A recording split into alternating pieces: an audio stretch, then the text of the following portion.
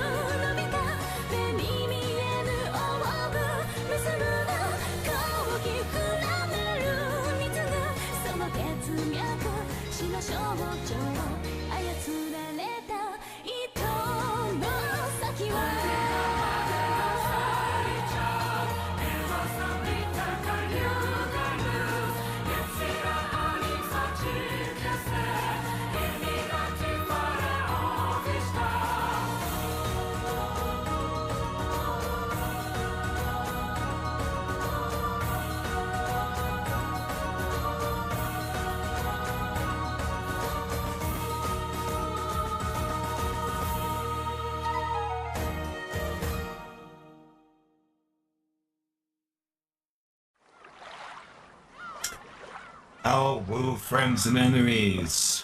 Hello. Alright. So, it has happened.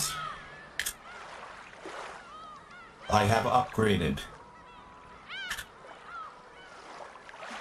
So I am no longer playing the Steam version. I am playing the official PlayStation 3 port to PC. Unfortunately, the result is I can't readily see my chat, so I have pulled it up.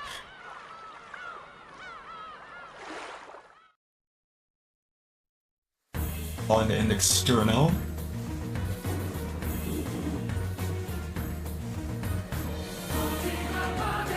Window.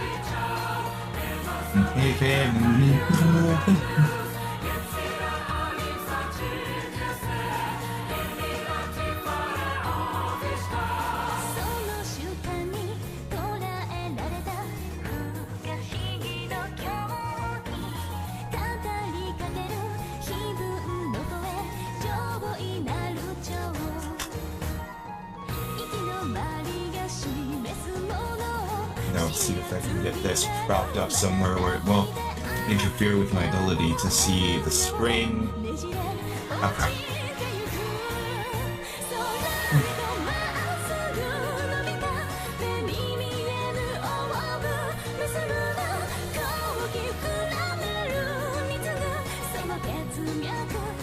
象徴操られた糸の先は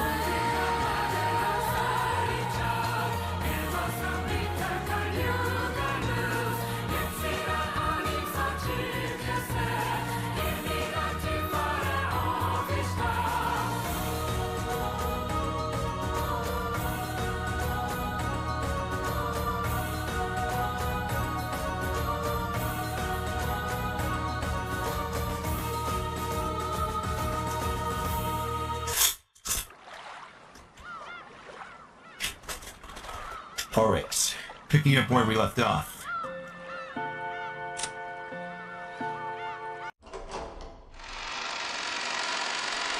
It took me a little bit to... Whoop! Canon-san! It took me a little bit to do the upgrade. It also is taking me a little bit to find a proper placement for my camera so I can prop up the fucking chat so I can see it. Because chat is on an external device at the moment. Okay. So, to recap, where we left off. Grandpa has completely disappeared. He usually comes back as soon as he gets hungry, usually. Anyway. Uncle Kress had his face half ripped off.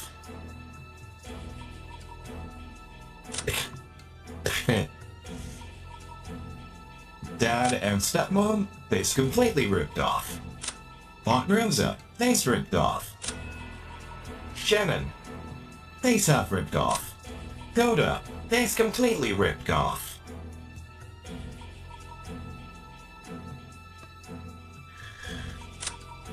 Landeva, stabbed in the forehead. Hideyoshi, stabbed in the forehead. Currently still alive confirmed.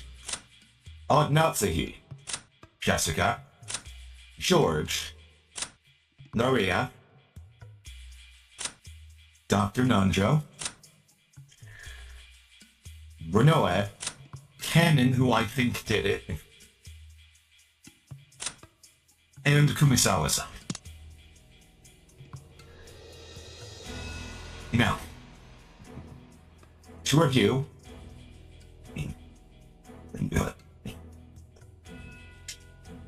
ボイラー室。また、ボイラーの調子が悪いんでしょうか。those stairs led to the underground boiler room. The mansion's boiler was old and had been flooding up recently.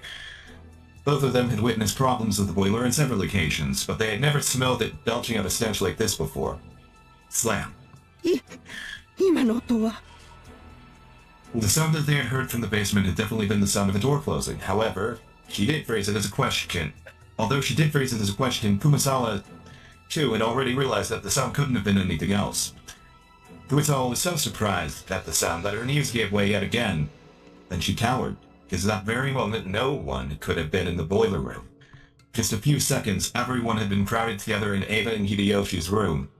So who caused the sound of the door closing just now? カノンさん We are caught up. Let's continue. Instantly gathering the situation, Cannon ran down towards the basement. Since they had heard the sound of the door closing just now, and there was no trace of someone climbing the stairs, it meant the person who closed the door was now inside the boiler room. If the boiler room had been a dead end, Cannon wouldn't have rushed in so hastily. But Cannon was a servant, so he knew. Alright, let me actually adjust the sound real quick.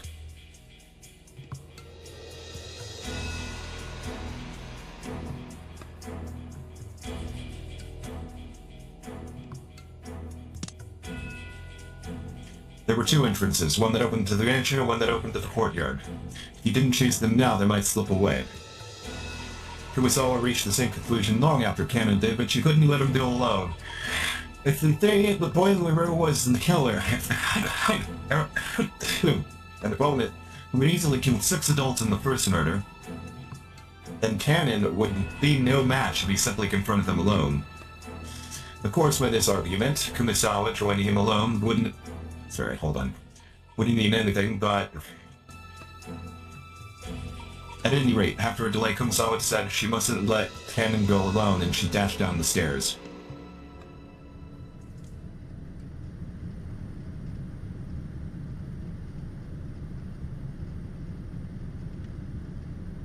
At that time, Cannon was already in the boiler room. The boiler room's characteristic damp heat tormented him. It had always been an unpleasantly smelly and hot place. And on top of that, the room was full of that horrible stench which made Cannon feel like he was going to be sick. There was no doubt this room was the origin. In that case, Cannon should have been searching for where the smell was coming from. However, Cannon kept gazing straight forward as he grabbed a hatchet from a tool shelf just off to the side of the door. He hadn't stretched out his hand because he wanted the hatchet. He wanted to grab a weapon. Any weapon. Why? Cannon gazed into the darkness where the naked light bulb couldn't pierce. Then he answered. ルーレットは数字と赤黒にかけて配当を競い合う。だが赤か黒かのようなリスクの低い賭けはその程度の配当しか与えられない。 And the words coming from Cannon's mouth were swallowed up by the darkness.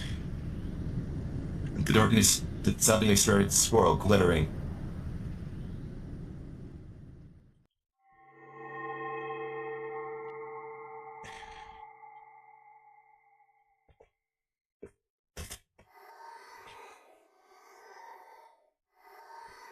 It was a very fantastical scene.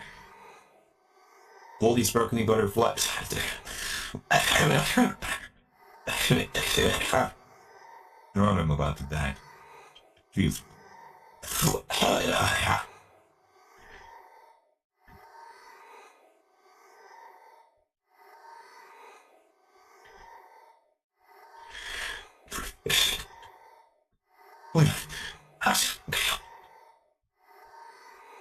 I think I'm fine. Sorry about that, folks. Golden sparkling butterflies have hidden the shadows all over the boiler room. Flapped their wings, twinkling beautifully, and disappeared into the darkness, gathering together. Cannon continued speaking, directing his words at the darknesses and swallowed the butterflies up. But as the butterflies gathered in the darkness, they, perhaps probably know, they must have laughed. The Cannon continued to speak without faltering in the slightest. 逆により的中率の低いかけ方をすればそのリスクに比例した配当が与えられる。親方様は天文学的なリスクを的中できることを奇跡と呼び、その結果得られる天文学的な配当を魔法と呼んでいた。親方様とお前がどんな魔法を求めてルーレットに挑んでいるのか。しかしお前は忘れている。ルーレットには赤でも黒でもない目が出うることを忘れている。The end is a special pocket called Zero, which means that the house takes everything in certain variants of the game, meaning that all the coins bet on the table will be swept up just as though everyone is forfeit. 一つだけ心に決めていた。もしシャノンが殺されて僕が生き残るようなことがあったなら、この身を投げ出してお前のルーレットを全て台無しにしてやろうと。これは親方様が決めたルールでも、ましてやお前が決めたルールでもない。このルールは僕が作った。僕はもう家具じゃない。Even more suspicious. お前のルーレットのゼロなんだ。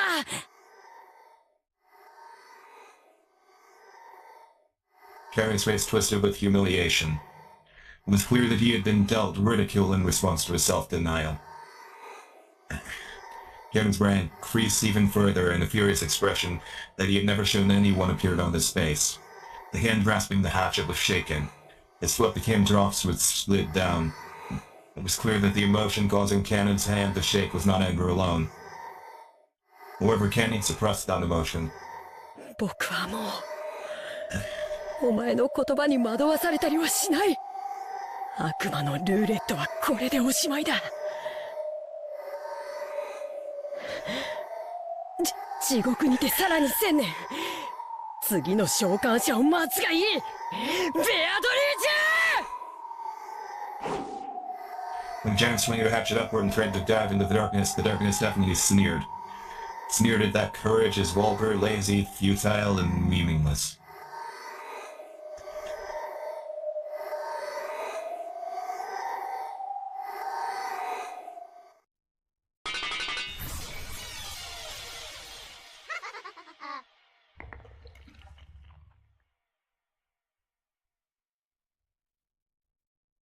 Cameron, his hatchet still held aloft, couldn't take another step after that. At the clang of the hatchet Cameron had been grasping fell and rolled on the floor. And following that, with a pair of thuds, Cameron's knees hit, left, then right. And that hand, which looked like it was trying to catch the sky now that the hatchet had been dropped, gradually lowered and rested on his chest. Then the other hand did the same.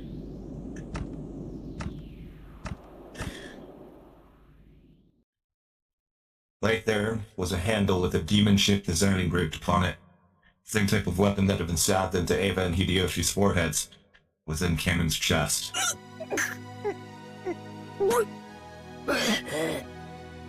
Fresh blood dribbled from the corner of Kanon's mouth as it twisted in anguish. It was makeup too powerful for Kanon's white skin. Okay, so blood as makeup. Got it. I didn't quite get that on the, in the last translation. This is clear though now, so.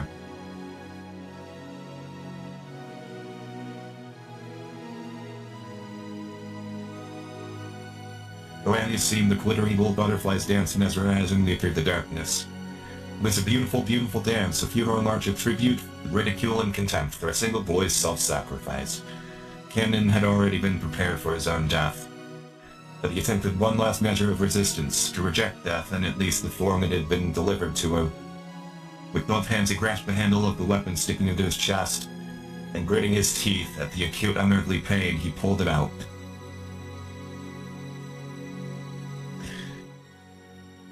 For only a moment a bright red spray gushed out, emitting an unpleasant blue sound.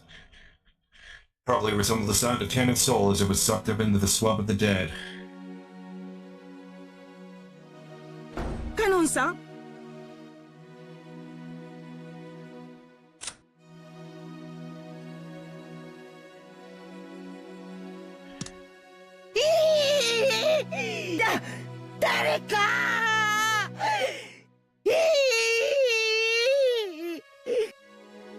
Fukusan was turned at the incomprehensible sight in front of her,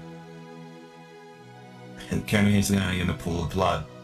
Fukusawa's heart was a complete mess. Oh, what a terrible fate. He wouldn't have been killed if I had been with him. Hell, what an incredible fortune. Had I been with him, I might have been killed too. As she screamed, her expression filled with complete confusion, and all the muscles of her face were pulled up, almost as though she was smiling while crying. No one could have made fun of an expression such as this. 何事ですか、熊様。 Is he marked out yet? 返事をしなさい、熊様。 Postman Dashin was Nazi with rifle at the ready. Adler and Genji dashed in after her. Normally, they probably would have started discussing the origin of that violent stench filling the boiler room. But after they saw Kanon, who was lying on the ground as if he were drowning in an ocean of his own blood, the stench wasn't important anymore. 返事をしなさい。源氏、南條先生をここに。 That's when he realized that even though Kanon was on the verge of death, he was still conscious, so she sent Genji to get the doctor. Nazi, holding the rifle aloft, faced the darkness in the center of the boiler room and shouted, そこに隠れているものは何者です。おとなしく出てきなさい。そちらから出てこないなら容赦なく撃ちます。ライトだ。おばさん、照らすぜ。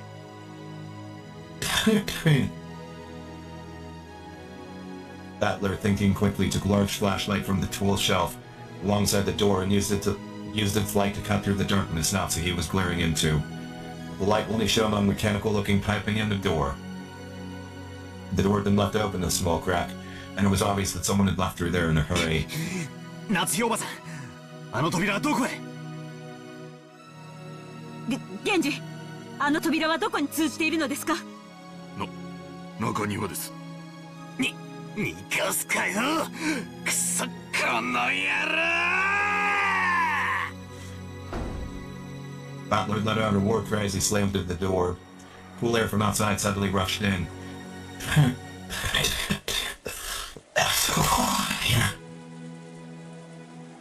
There were some thin, rough stairs leading up. Butler ran up them, shouting. 一人では危険です。 Nazi also rushed up the stairs, chasing after Battler.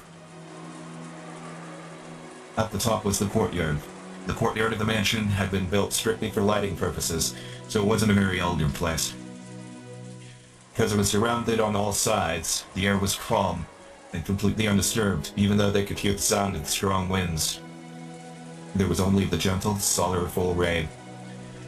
Through the cold, scattered raindrops, Battler dashed up the stairs and into the courtyard where he looked in every direction. Of course, the odds of him finding a suspicious silhouette just standing around nonchalantly were pretty much zero. Battler turned around looking in all directions. He turned again and again, kept spinning until he almost lost his sense of direction. He prayed that he would see the culprit somewhere in the scenery. There was no chance. All he saw as he spun was more and more of the mansion's heartless walls and windows. Furthermore, there were two entrances into the mansion from the courtyard, and neither one of them were locked. Because the courtyard couldn't be entered from outside the mansion, the doors had been built without locks. Couldn't tell which one they had left through. He had to give up. Battler pounded the wall with his fist, swearing. バトラ君、一人で先走ってはダメです。バトラ君。 Battler put his head against the wall and scratched at it with his fingernails as he cried. 畜生畜生畜生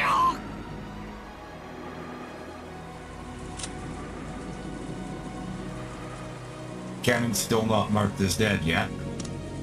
平和おばさんに秀吉おじさん、さらにカノン君かよ。6人も殺しやがった。飽き足らずさらに3人も殺しやがった。ふざけるなふざけるな。エヴァおばさんも秀吉おじさんも昔からいつも優しくしてくれる愉快なおばさんたちだったじゃねえかよ。カノン君とは昨日会ったばかりだが、きっとこれから仲良くなれたと思うぜ。なんで殺したんだ。どうして人ってのはな、殺しちまったらな、タケノコみてえにひょいひょい生えてきちゃ来ねえんだぞ。どうして殺すんだよ。どうして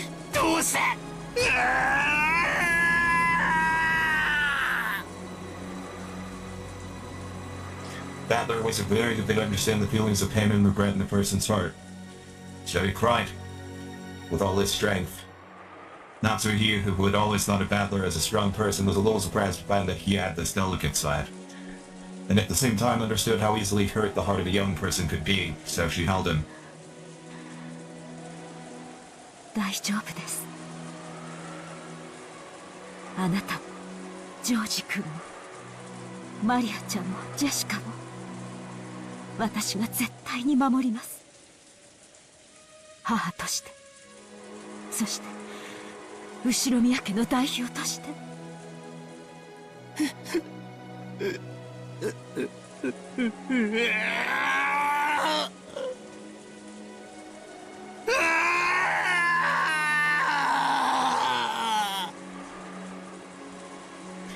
Battler, after sobbing and denouncing his chest for a while, wiped his tears with a bitter smile and tried to convey that he had cried more than enough already, just as he had done the times before.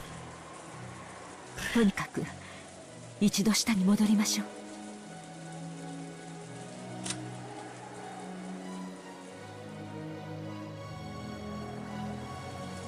That just leaves the servants, the other grandkids. Somebody's lying. Well, that's Himzo's the one doing it. 犯人を探すより自分たちの身を守る方が最優先です。明日になれば船が来る。そうすれば警察がやってきて全てを白日のもとにさらし出してくれるでしょう。犯人がどうあがこうともこの島から逃げられるものですか？そうっすね。警察さえ。And the seagulls cried, the crying only stopped. But for some reason, Battler felt a slight sense of uneasiness, as if the seagulls would never cry again. That couldn't be true. When the typhoon passes, the likely seagulls should return to the harbor again.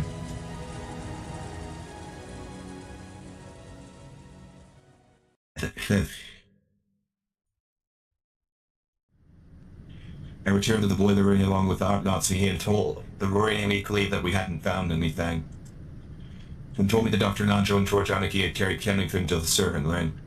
The servant room had a first aid kit in the sink, so they could apparently function as a nurse's office. Fumisawa-san and Jessica had accompanied them. Stains from Kenning's blood remained on the floor. Judging by the large amounts of blood lost and the wrinkly shape of the weapon that had fallen unceremoniously to the ground, I figured that Dr. Nanjo's treatment would probably end in vain. That weapon was doubtlessly the same type that was stuck in Auntie Ava and Uncle Hideyoshi's foreheads. But wait, isn't the mounted design and handle a little different? There seemed to be some small differences in that part. Still, as far as our overall ship was concerned, the weapons were all the same type. Though it seemed brutal, we'd left the weapon stuck into Auntie Ava and Uncle Hideyoshi to preserve the crime scene, so this was the first time I was able to have a perfect view of the entire weapon.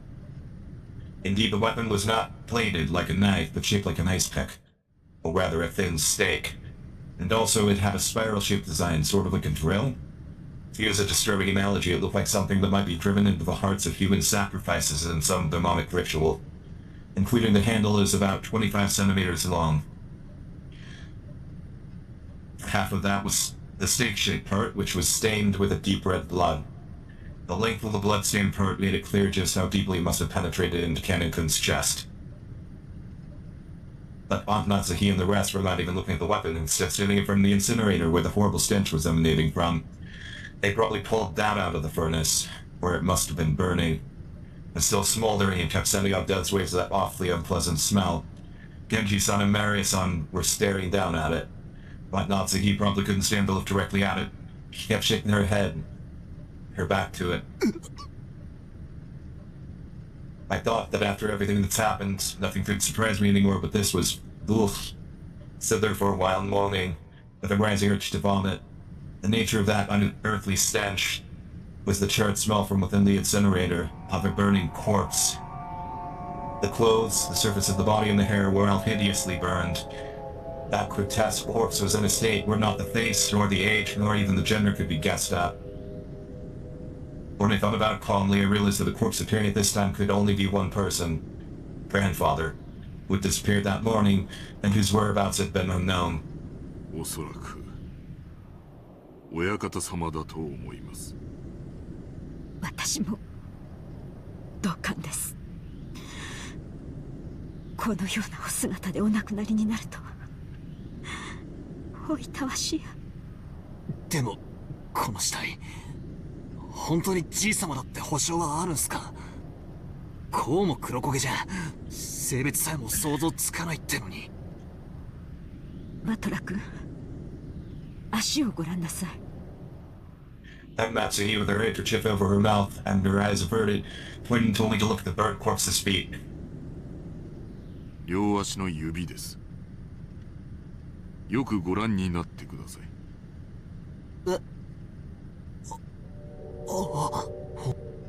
Right. Just as Genji had said, there were 6 toes on each foot. Each of those toes had been arranged so normally I hadn't noticed. 親方様はお生まれの時から両足の指に特徴がございました。そして故に親方様は後ろ宮家の再興を託されたのです。後ろ宮家には昔から生まれつき多子症の方が多かったそうです。多分遺伝的なものでしょう。Polydactyly literally means many fingers. Because of a little mistake by God, when the person is born, one of their toes or fingers splits in two, and the total number increases. But a big deal isn't usually made of polydactyly in the world at large. It's because it isn't a disease but something people are born with. So the hospital is already aware of it when they're still babies, and at about the time they turn a young year old, they're given surgery to make them normal. So even if a child has polydactyly, it's treated before they become self-aware, so they might not even remember it themselves. Incidentally, it seems it can occur with a probability of 1 in every 2,000 babies. So even though it's not usually seen, it isn't that rare at all. Speaking of which, I think Uncle Hideyoshi mentioned something to me long ago. Something about how even Toyotomi Hideyoshi, the man who unified Japan at the end of the Sengoku period, possessed 6 fingers on one hand. According to Natsuhi, among the many Ushiwara family heads, the ones praised most for their wisdom and all possessed polydactyly. Because of that, when grandfather was born, his relatives were all excited at the thought he might become another wise leader.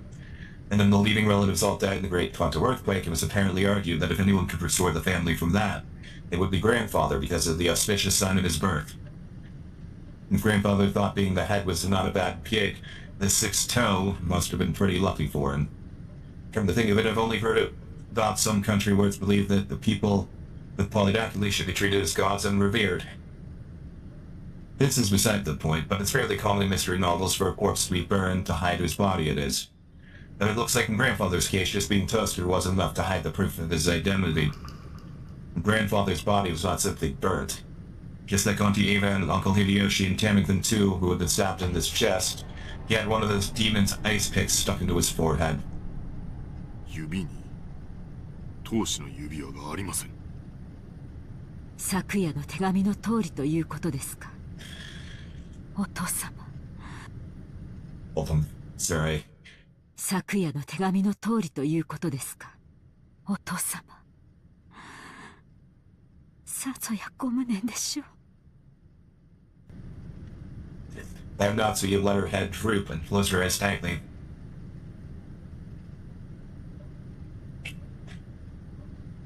This ruined next to become a vital crime scene for us to hand over to the police. And it's decided that we should leave grandfather's corpse here and lock the way to sealing it. It wasn't clear when grandfather's corpse started burning in the incinerator. Since according to Kimchi-san, the flames hadn't been that strong, the body must have started burning a long time ago. And that stench must have slowly crept out of the furnace and filled the room bit by bit, before it eventually pouring out and climbing up the staircase. Putting aside whether he was rare or well done, grandfather had been brought out, killed and burned, even though he had started out in the locked room created by his auto lock. There's probably no doubting this. However, according to Kimchi-san, the boiler room is usually locked. Probability that someone outside our group was lurking around committing the crimes was now overwhelmingly high. And there was also a good chance this person was walking around with something like a master key. After all, the doors and windows throughout the mansion had been checked. But despite that, the culprit was freely strutting around the mansion. After this latest crime, can we now be sure that a 19th person exists? They haven't shown themselves once, and yet they're trying to tout their existence. Along with Kiri-san's chessboard theory, I've been using this contradiction to deny the existence of a 19th person. By flipping over the chessboard once more, and the very fact that this crime makes it perfectly obvious that a 19th person exists, means the existence of the 19th person is even less possible. As long as that 19th person doesn't show themselves in front of us, the culprit could get grandfather out through the door sealed by the receipt. If they could kill Auntie Ava and Uncle Hideyoshi from the other side of the door sealed by a chain, then it is possible for them to create a fictional 19th person through strange tricks and devices. And we still want to believe the culprit is among us, and the list of suspects is very short. The 4 of us kids, Aunt Matsuhi, Kenji-san, Kumasawa Bachan, and Dr. Nanjo. I still think canon of it. One of these people has to be the culprit. Wait, we can't be sure of that. Because a second ago we started doubting whether the body here was actually grandfather's, right? Maybe we should try thinking of the other bodies in the same way. For example, the first 6 all had their faces horribly destroyed. Some of the bodies had kept enough of their faces for us to confirm who they were, but my old bastard, for example, had lost his entire face, as though it had been peeled off. We'd only figured out which body was by their clothes and surroundings. Had the culprit prepared a fake corpse beforehand and disguised it to make it look like they had died, then hid somewhere and continued the killing spree? It sounds ridiculous, but that doesn't mean it's an impossible trick. It's too early to give in to this 19th person. Now, this witch. マリアちゃん、それ以上しげしげと見てはなりません。さあ、バトラ君もカノンの容体も気になりますし、いつまでもこのようなところにはいられません。As I said, I still think Canon did it. 戻りましょう。And he's right. It could also be any one of the people we thought was dead in the first incident. Maria hadn't gone out with everyone else but had remained in the boiler room. The thing she was staring fixedly at was probably not grandfather's body, but the demon's eye speck that was sticking out of his forehead. No doubt, an irresistible item for the obsessed. I tapped her on the head. おい、マリア、ベアトリーチェの目的は何なんだ？俺たち全員の命か？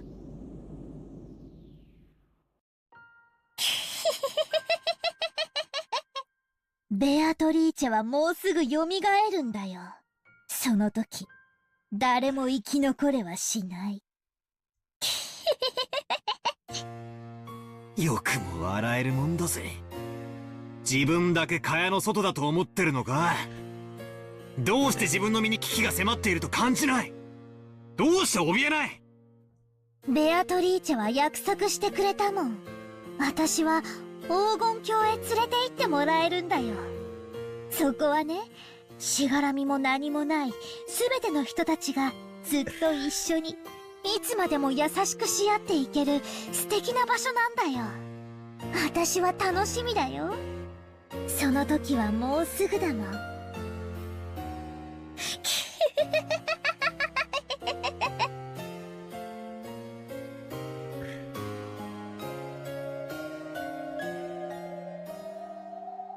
Just what kind of person is Maria?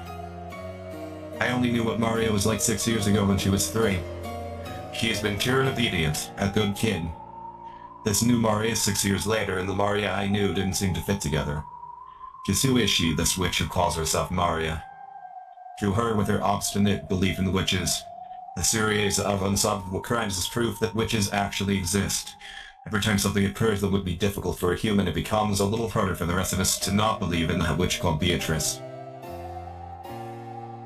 It must have been an intense pleasure for me, Maria, to see her relatives who once fervently denied the witch's existence start acknowledging her existence one by one. Is that why she's in high spirits? マリア、もう一遍だけ聞く。どうせ答えは同じだろうが、もう一遍だけ聞く。お前は昨日バラ庭園で手紙をもらった。そいつは誰なんだ？おお、だからベアトリーチェ。バトラがまだ信じない。おお。Maria only repeated what she had already said. Maria had met with the 19th person, the witch. Had there really been a 19th person, or had that been one of the 18 who told her to say otherwise? All that's certain is that Maria had been with the rest of us constantly, has always had an alibi, and hasn't done anything that would put her under suspicion. She simply overjoyed at being made Beatrice's messenger and is certainly not our 19th person, I think. That's right. I wonder what's written in the letter we picked up in Auntie Ava and Uncle Hideyoshi's room. Aunt Natsuhi should still have it with her.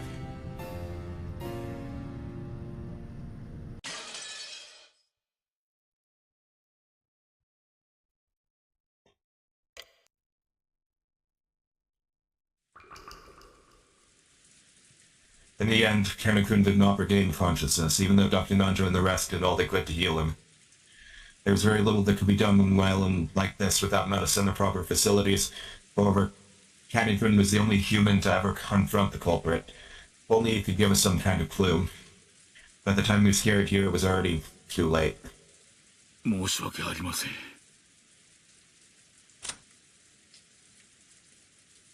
You stab. Okay, so it might be either stepmom, dad, or hunt Breza, pretending to be dead, or あのような重傷を設備のないところではどうしようも。いえ、無理もないことです。最善を尽くしてくださり。 After Andrew shared had been sprayed with the violent spirit of blood, so it was easy to imagine the devotion with which he had tried to save Kennegood's life until the very last second. Jessica was crouched in the corridor, crying in anguish. She'd probably been taking care of Kennegood until the moment of his death. George Umineko tried to approach her with words of comfort, but when Jessica pushed him away, he stopped trying to interfere and left her alone. 私がカノンさんを一人で行かせなければ。気に病むことはない。仮に一緒だったら熊沢も襲われていたかもしれん。それに愚かにも先走ったゆえの自業自得だ。そんな言い方ってねえぜ。カノン君は犯人の姿を見つけて勇敢に立ち向かったんだ。 Ooh, I got another Umineko stream. Yeah, I was having issues with other stuff, and I had upgraded to the Project Umineko version. You shouldn't say ooh, you should say ooh, yes, yes. How are you, Snake Princess? Sorry, I'm having trouble seeing the chat, because unfortunately the Umineko project, even though it has a, air quotes, windowed option, that windowed option is still full screen somehow. So. 熊沢さんも一緒だったら犯人は躊躇して逃げることを選んだかもしれない。 What's Project Umineko? It is a full deconstruction and reconstruction of the PlayStation 3 version, which I do happen to own but never played because I never had a PlayStation 3. So I found where someone had decompiled and recompiled all of the assets, voice files, music files, and recompiled them as a PC program. Here, let me actually show you. But is the PS3 version different from the PC version? Yes. First up, take a look at this menu. We've got a different load menu. We've got a different save menu, obviously. The character screen is ordered the same, but slightly different. There's more room for character descriptions.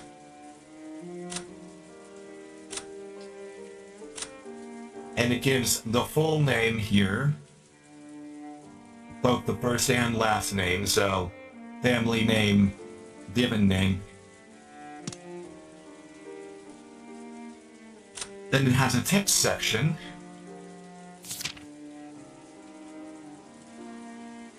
It has a grimoire, which contains lore that has been collected throughout the game.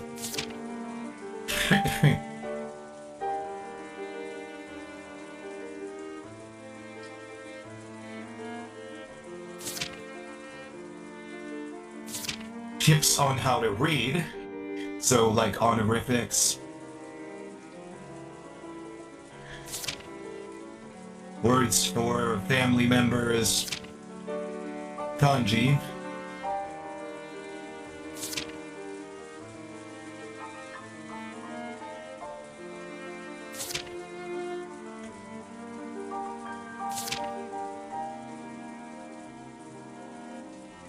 stuff like that.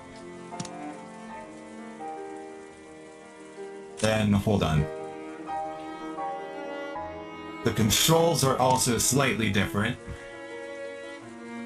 because it's not originally a PC version, so there's a limited number of controls you can have. Literally the controls are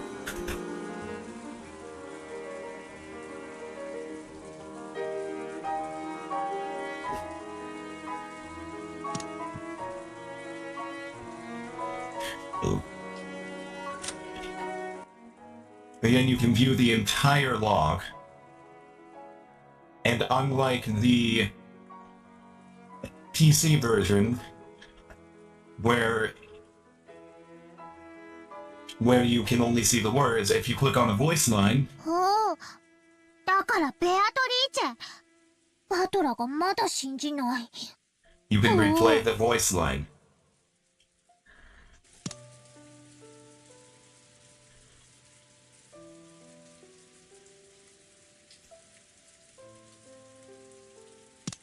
You've also got additional configurations. Ooh, we're playing voice lines at will. Yes. It also displays background music titles whenever the background music changes. It uses a more complex renderer. It's better quality visuals. I do not have a DualShock. I've got a Switch controller hooked up. Object caching is on so that it doesn't burn through more of my CPU. You can also turn certain characters' voices off if you want. But I'm not doing that. It's got the same volume controls as the PC version.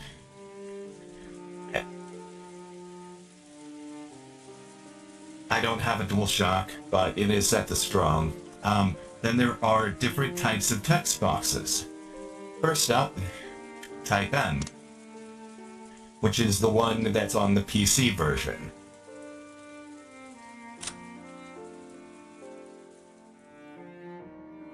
Then there's type B, which is the type on the PlayStation 3 version, the official PlayStation 3 version text box. And it's got the golden butterflies on it.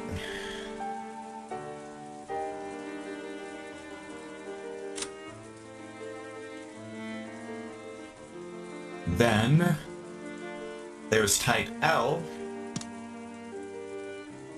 which is the alternate Steam version text box. And last but certainly not least, the option I decided to use, which is type T, where the text box is completely gone, but the text appears on the screen, sort of like subtitles in an anime. It also has the option that whenever a song has lyrics, it'll display either a translation, a romanji, or none. I'm actually going to have it set to both, because I can sort of read romanji, I can sort of read kanji. That's due to the fact that some of me have actually taken a few years of Japanese lessons. We're not good at it, but I mean it'll help. Now that I've got that setting changed finally, the background music and chapter display is right here. It'll show what song is playing, what the total playtime is, how many clicks it took to get there. Both. That's kind of subtitles for anime songs, yes. And it also shows the real world time, so that I don't have to, you know, get out.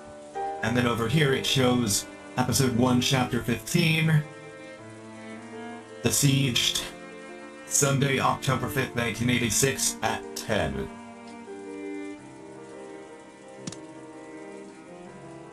So yeah, that is all of the differences. Oh, maybe I should save here and show you the other difference, because there is one final difference. Hold on. There is one final difference.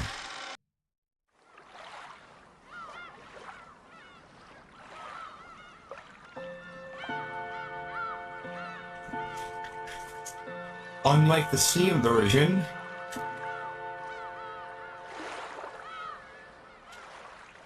all 8 episodes are available.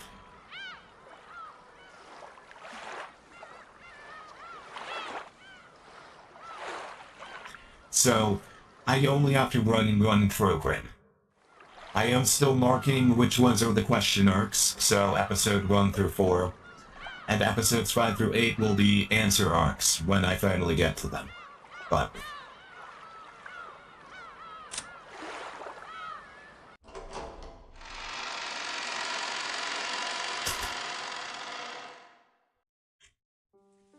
そんな言い方ってねえぜ。カノン君は犯人の姿を見つけて勇敢に立ち向かったんだ。there we go. Where the same version has questions and answers as different programs. Yes. Yes, yes, yes. Emotion-filled words that I never thought I'd hear from the normally tactful Jessica tumbled out of her mouth. Fumisawa, looking truly sorry, could do nothing but hang her head. ジェシカ、今は言葉をかけるべきじゃない。僕だって。そしてバトラ君もだろう。もう何が何だかわからなくて心が張り裂けそうだよ。There were tears in George Anaki's eyes again. Seeing Jessica break down crying probably brought back the pain of losing his parents. I had already cried myself dry, so I didn't want to cry anymore. The pain in their hearts. 大丈夫だよ、ジェシカお姉ちゃん。カノンにだってまたすぐ会えるよ。よしてくれよ。そういう慰めはいらねえぜ。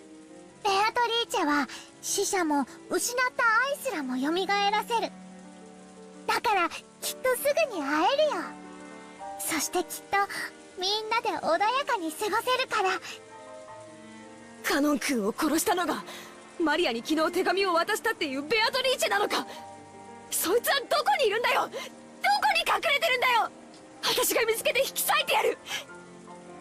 言えよ。知ってるんだろ犯人の正体を。お前は何を知っていて何を隠してるんだ。話しやがれ。お嬢様、おやめください。ベアトリーチェはいる。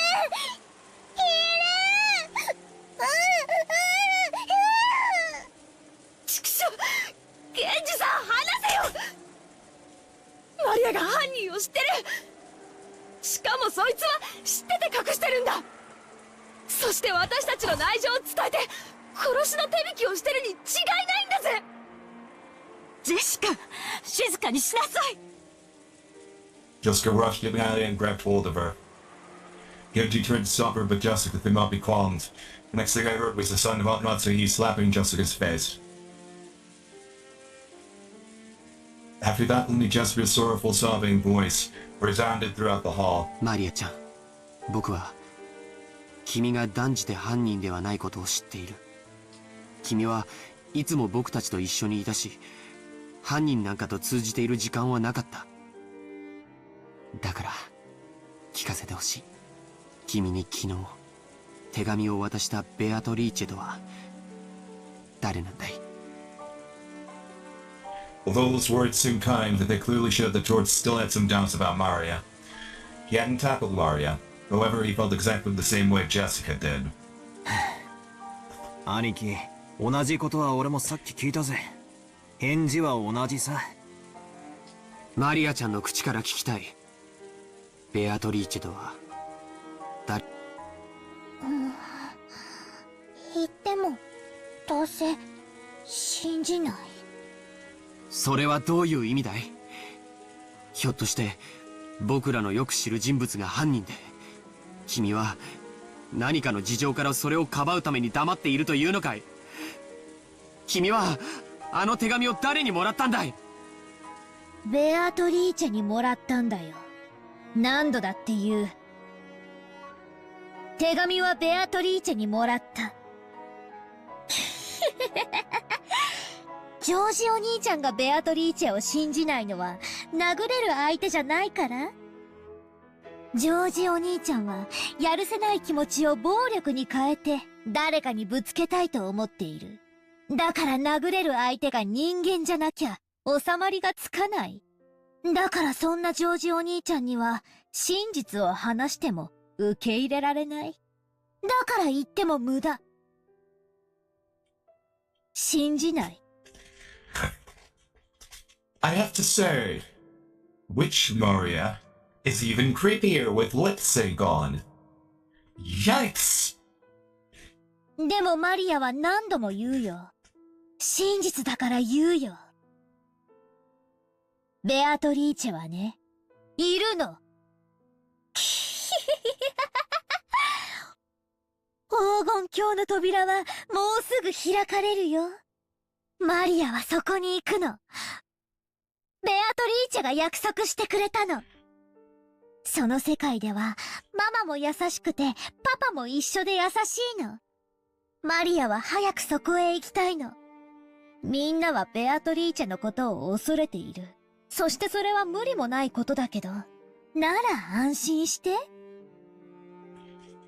ベアトリーチェは言ってたよ。台風が去るまでに全てを終わらせるからって。饒舌なマリアも嫌いじゃねえが、とりあえずはそのくらいにしとけ。魔女はいるいる言ってたお前にとって、さぞや現状は愉快だろうが、とりあえずそいつはお前だけで噛み締めとけ。他人にまで押し付けるんじゃねえ。こいつ前から気持ち悪いやつだとは思ってたけど、おかしいぜ。どっかおかしいぜ。バトラは思わねえのかよ。ケンジさんは、熊沢さんは、母さんはどうだよ。マリアは犯人の正体を知ってて隠してる。確かに直接手を下してるわけじゃないかもしれない。でも間違いなく犯人の一味だぜ。そうさ、スパイさ。私たちと一緒になんかいさせられないぜ。マリアちゃん、不謹慎な話を慎むべき時もあることを知りなさい。これ以上混乱に油を注ぐような真似が過ぎれば。The Yahtzee glared at Mario with frightened eyes. Mario was used to Auntie Rose's loud style scolding, but she apparently hadn't developed a resistance to this kind of silent telling off. She shrugged and kept her mouth shut. A desolate feeling filled the room. Felt as though things would just be more complicated if anyone spoke. How many people had already died? 6 in Dad's group. Also both Auntie Ava and Uncle Hideyoshi, Cannington and grandfather. There were a whole 18 people on this island. 10 of those had been killed. More than half of us had been killed. And at this stage, there was absolutely no guarantee the remaining 8 were going to be alright. とにかく今は仲違いをしている時ではありません。犯人が神出鬼没に屋敷内を出入りしていることが間違いなくなった今、私たちは明日まで身を守ることだけに専念しなくてはなりません。夏日おばさんに極めて同感だぜ。犯人探しは今夜ゆっくりできるさ。今はどこで籠城するかを考えた方がいい。As I said this, I pointed out the clock to everyone. It was already 8 at night. Hold on. We've been receiving shocks over and over again since the early morning, and both our bodies and minds were completely tired out. There was still a long, long time until tomorrow. We needed to find some place to barricade ourselves in, somewhere where we could rest our bodies and feel even the slightest bit safe. 私も同感ですな。私も含め、もうみんな体も心も限界まで打ちのめされています。今からそれを考えた方が賢明でしょうな。そういうこった。敵はマスターキーに準ずるものを持っている公算が高い。シャノンやカノン君、ゴーダさんはマスターキーを持ってましたか？はい、勤務時間中だったなら身につけていたはずです。現場をいじらない方がいいってんでそこまでは調べなかったろうが、誰かの鍵が奪われている可能性は否定できねえな。そもそも犯人はバラ庭園倉庫のシャッターを開けるために一度使用人室を訪れている可能性があります。そこでマスターキーをすでに入手していると考えて間違いないでしょう。We don't have any servants serving the Ushirian family. Because of that, there were several master keys. Furthermore, every time the shifts change, The keys were passed between servants. Yet the arrangement had been somewhat sloppy. 仮に殺された使用人の誰かのポケットから鍵束を拝借したとして、その鍵でも開けられない安全な場所はあるのか？私たちはお仕事の都合上、全てのお部屋の鍵を預かっております。お屋敷もゲストハウスも全てです。つまり私たちはどこへ立てこもって鍵をかけようと意味がないってわけだ。上等だぜ。鍵なんかいるもんか。来るなら来やがれってんだ。返り討ちにしてやるぜ。敵は正面から来ないよ。最初の6人はともかく母さんたちやカノン君、そしておじい様の霊を見る限り敵は孤立した人間だけを狙ってる。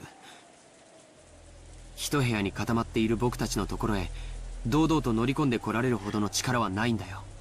そうだな、兄貴の言う通りだ。ひょっとするとおばさんのライフル銃が抑止効果として成立してるのかもしれないぜ。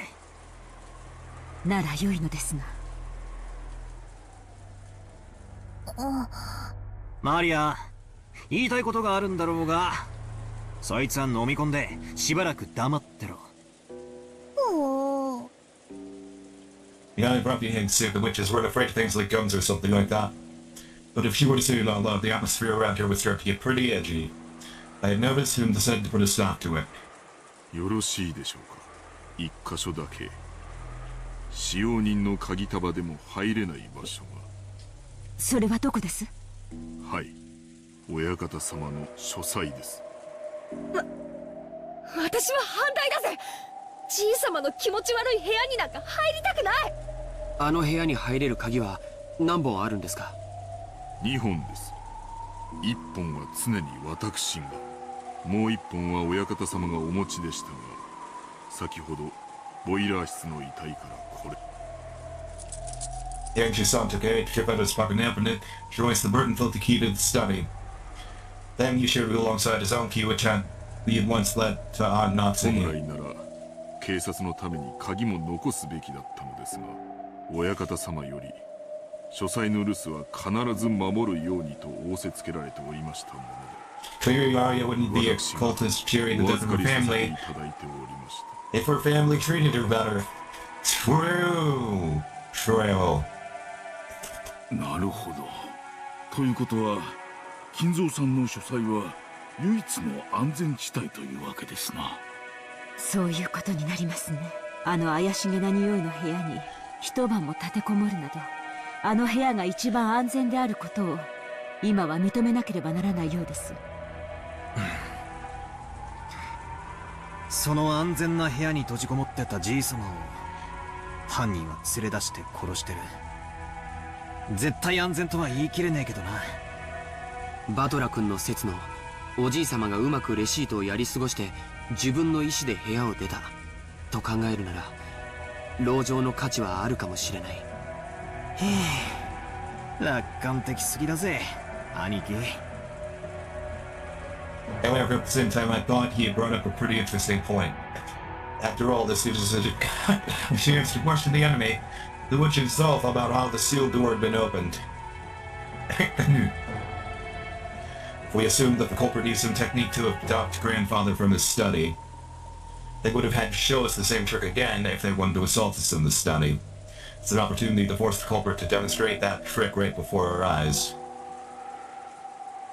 If they're a real witch, we would need forcing them to say open sesame and open the door by magic right in front of us. But such a thing is probably impossible. If you flip over the chessboard, you realize the culprit is obviously just trying to act like they're a witch. If they really were a witch, all they'd have to do is appear in front of us. So if a spell colorful enough to silence all our doubts. Since they avoided doing that, everything must be the work of a fake witch who wants us to think otherwise. Therefore, the culprit who used a technique other than magic to defeat the locked room couldn't open the door before our eyes. じいさんの部屋ってのは8人で押しかけても大丈夫なくらいの広さなんすか？はい、ベッドにソファー、毛布類もありますので、贅沢を言わなければ十分に夜を越すことができます。流しにご不浄、冷蔵庫に酒棚もあります。ひゅー、そいつはすげえぜ。しかしおかしなもんだな。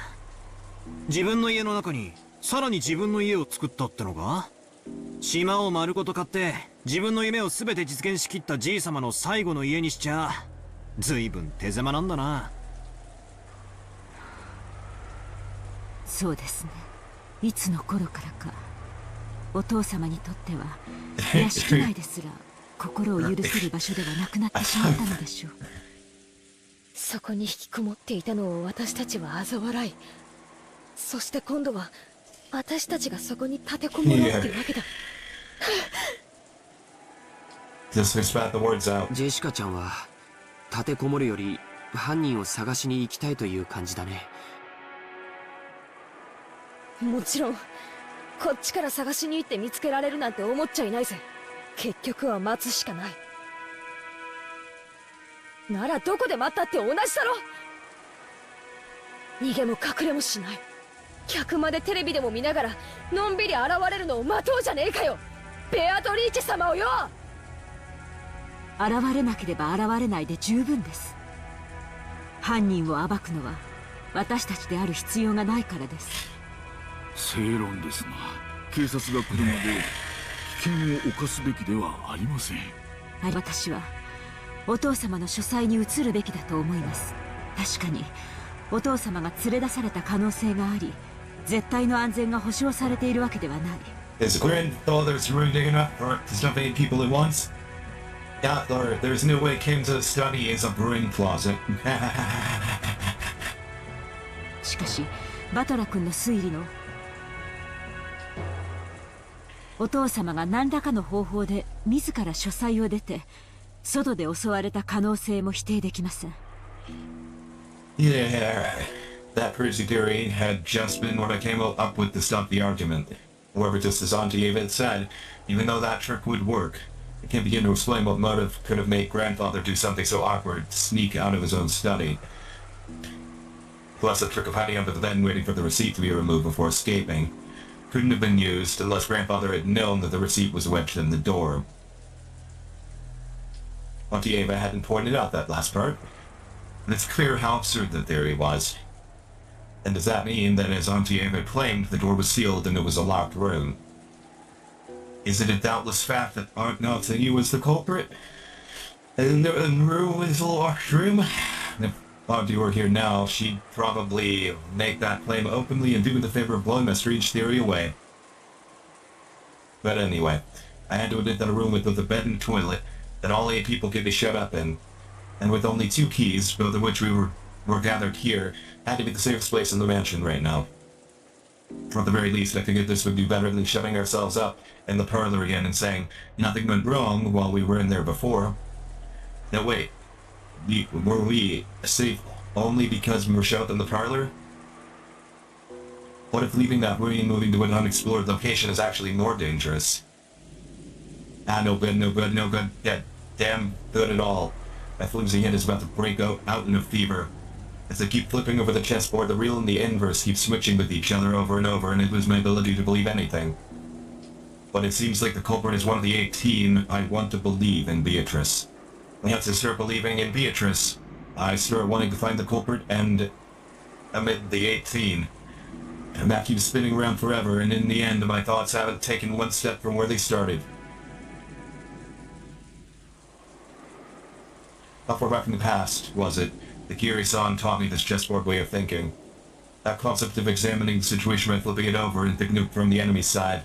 I get the feeling that I was so interested in this way of thinking at the time that I let it guide the way I thought about everything.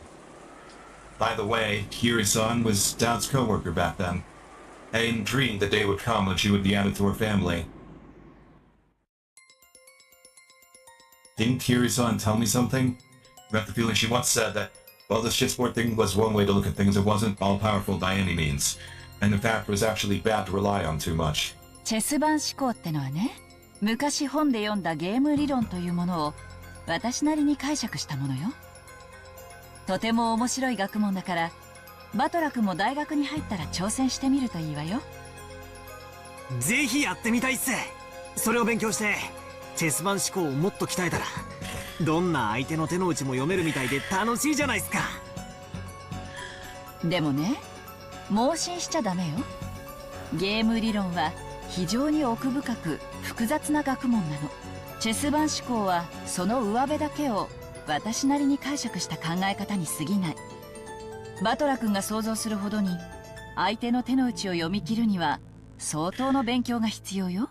しかもチェス盤理論は応用の利く便利なものではあっても完璧ではない。便利ではあっても弱点が多い。弱点？ええ。チェス盤思考の基礎はゲーム理論。ゲーム理論は突き詰めると数学に行き着くの。数学の弱点は何か知ってる？ノイズよ。And yeah, when you write 1 plus 1 equals 2, that equation will always be 1 plus 1 equals 2 no matter how many billions of years pass, nothing more, nothing less. That's because there's absolutely no noise mixed in. But for example, unlike math, the Japanese language has noise mixed in. Kanji are a good example. Old kanji and the new kanji are slightly different, which represents an introduction of noise created by a change over the ages. Isn't history the same? There are dozens of policies that seem foolish in the modern era but were meaningful at some point in the past. Because the rules of chess are fixed, when a pair of experts are discussing one particular position, it's possible they could reach the same conclusion whether they're from 100 years in the past or 100 years in the future. However, the rules of chess have gone through massive changes over time. It's possible that the discussion about that same position would have changed as well. その通り。人の世の事象は本来ノイズだらけなのよ。人の感情だってそうでしょ？全く同じことが起こったからといって人は必ず決められた反応を示すとは限らない。それを数学の理論で当てはめ相手の行動を読もうとする時点ですでに理論には弱点と限界があることを知らなければならない。手っ取り早く言うとチェス盤思考はノイズや気まぐれ、そして誤解、認識ミスに非常に弱いの。That's right. Kiryu-san definitely said that. In the first place, chess is a game where both sides play by the same rules and fight with the same objective, namely victory. This is why it's possible for both sides to predict the other's moves. It's possible to read an opponent because you can always suppose that they will advance with the best moves they can find. But what if the opponent is fickle, or a little tired, and makes a move that can hardly be called the best? Or maybe what if the game actually has special rules? Only the enemy knows them, and they can make use of something unknown to you. In fact, what if the opponent actually has some goal other than victory? Think from your opponent's perspective. That is the basis of chessboard thinking. Which means that, if you misunderstand your enemy, any and all answers that you draw from that process will be complete rubbish and of no use at all. Many times I thought that by using chessboard thinking I had gotten a glimpse into the person behind these crimes. However, I don't know anything about the culprit. Am I just playing in a labyrinth of thought? If Kiryu-san were here at a time like this, she'd probably be able to notice something with her much sharper thinking ability.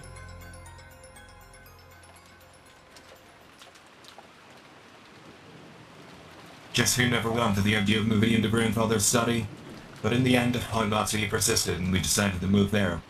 Everyone was already trapped by paranoia. Kumasawa-san had prepared dinner once already, but after the incident involving George Oniki's parents, the kitchen of the parlor had become temporarily devoid of people. Someone said that it might have been poisoned at that time. Because of that, we weren't able to even touch the food that Kumasawa-san had taken the trouble to make for us. The manner in which the first 6 had been killed was still unknown, but there was a possibility that it was poison. And indeed, by this method, even a single person would be able to carry out the murder of 6 fully grown adults. Furthermore, this idea made it seem like there was only a single culprit, who was also afraid of the Aunt Natsuki's rifle, and this was very good for our emotional stability. But the fatigue and hunger were even harsher than we'd imagined, so on Kumasawa-san's suggestion, we all went along together to the kitchen. and gathered some canned food, which would be hard to poison, to take in with us. All of Kumasawa-san's efforts to reward us with at least a nice dinner on the 7th day, and regrettably came to nothing. The food brought up on the survey cart looked just a little sad.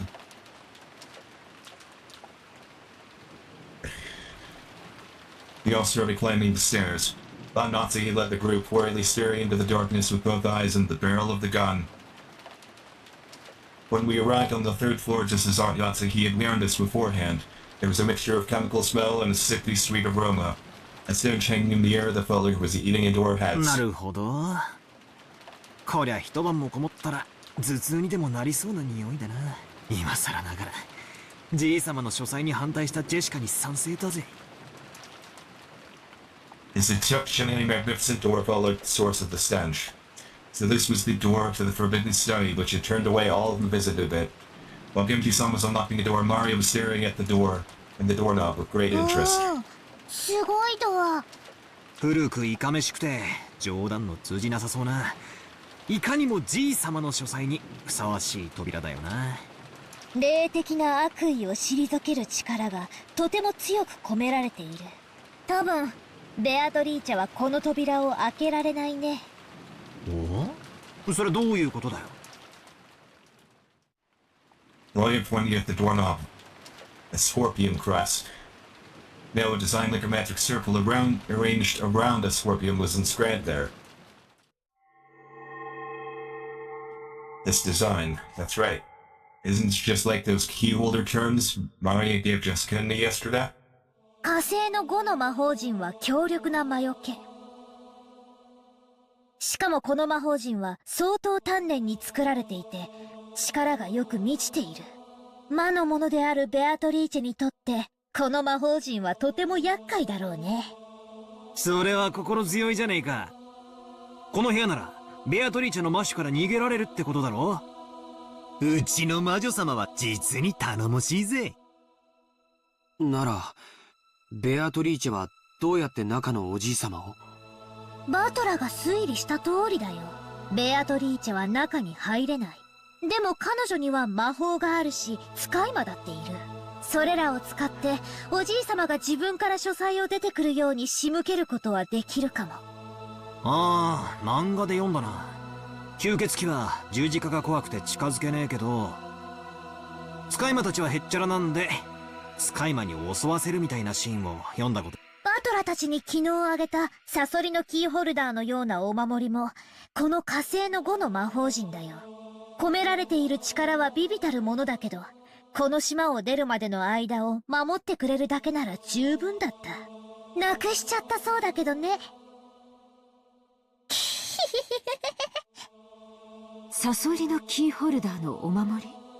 ああ、昨日私が母さんに渡したお守りはマリアにもらったものだったんだよ。ドアノブにかけると魔除けになるとか言われて、私より母さんの方がいいかなって。そうでしたか。ジェシカにしては変わったものを持っていると思っていました。夏日おばさんがあれをドアノブに？ええ。夕べそう聞き、寝る前に扉の内側のドアノブにかけました。なら夏日おばさんはとても幸運だよ。そうだったなら夕べベアトリーチェは夏日おばさんに指一本触れられなかっただろうね。ベアトリーチェはさぞや悔しがったと思うよ。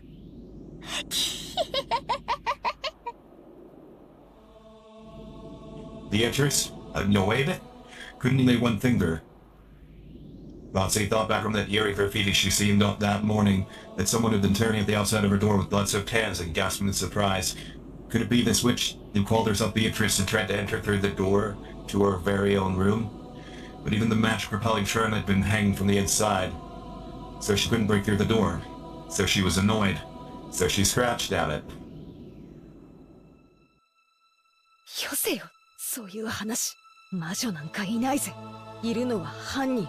それも私たちと同じ人間だ。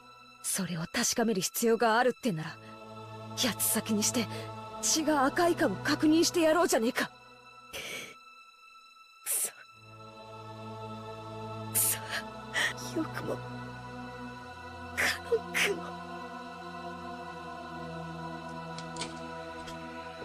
Kenji unlocked the door. He entered Kinzo's study.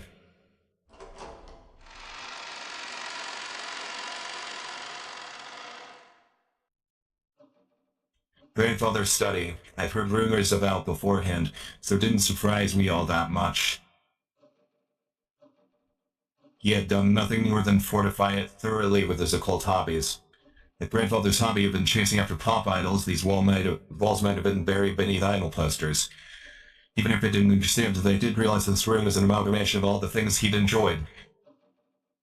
Even so, I couldn't help but remain dumbfounded by the smell of his creepy medicine and the sweet stench that seemed to melt my head.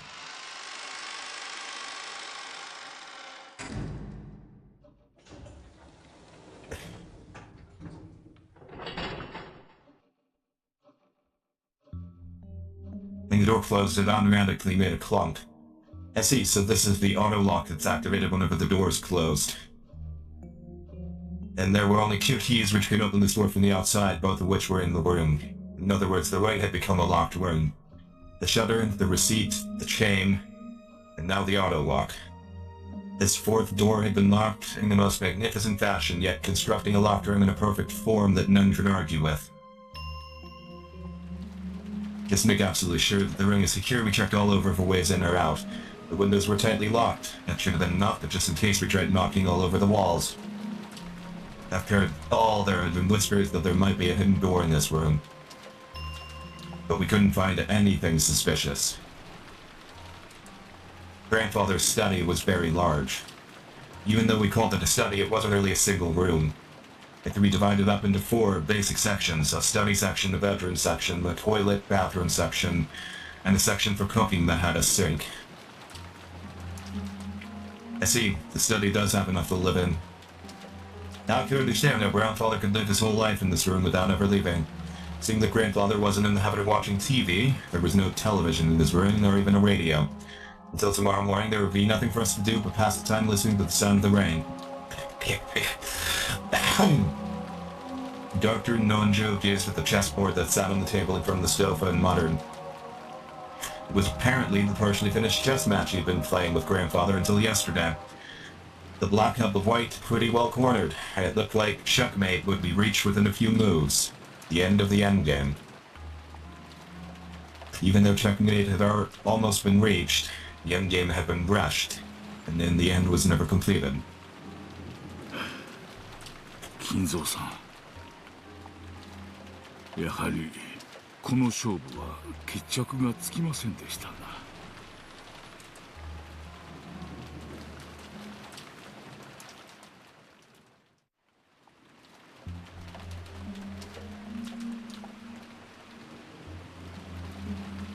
南條先生、わしは長く金蔵さんの友人だったが、金蔵さんのことを知っているのは半分だけでしかなかった。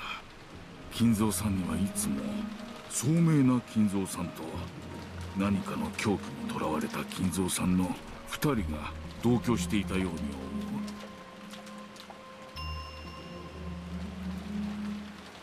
う。わしは金蔵さんのことを何も理解してはおらんかった。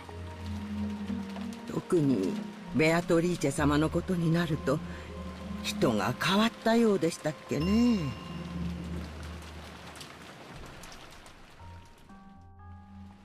In the direction of Kurosawa-san's upward gaze, the portrait of Beatrice could be seen. It wasn't massive like the one hanging in the entrance hall, but small, made for this room. Grandfather probably spent every day in this rain and so much of his time talking to the witch in that portrait.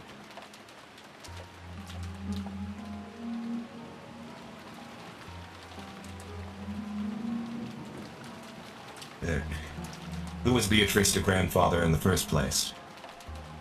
By now, he couldn't just explain her away by saying she was a story made by the parents to frighten children away from wandering into the forest. While eating the canned food we had brought from the kitchen, we talked together about who Beatrice was. Whether the culprit was Beatrice herself or someone pretending to be her. Whether they were a witch or a human, the lady in this portrait was strongly related to the basis and background of these crimes.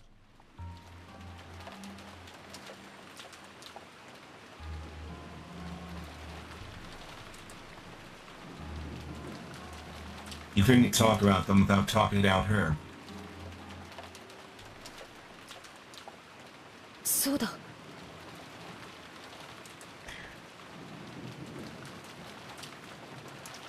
母さん、エヴァおばさんたちの部屋で犯人の手紙を拾ったんでしょ？ええ、まだ開けていませんでしたね。開けてみましょう。When Matsuy took out that Western-style envelope, Genji-san pulled a letter opener out of a drawer in the study desk and handed it to her. While watching her open it, George Aniki grimaced slightly. After all, it was a letter left at the site where his parents had been murdered.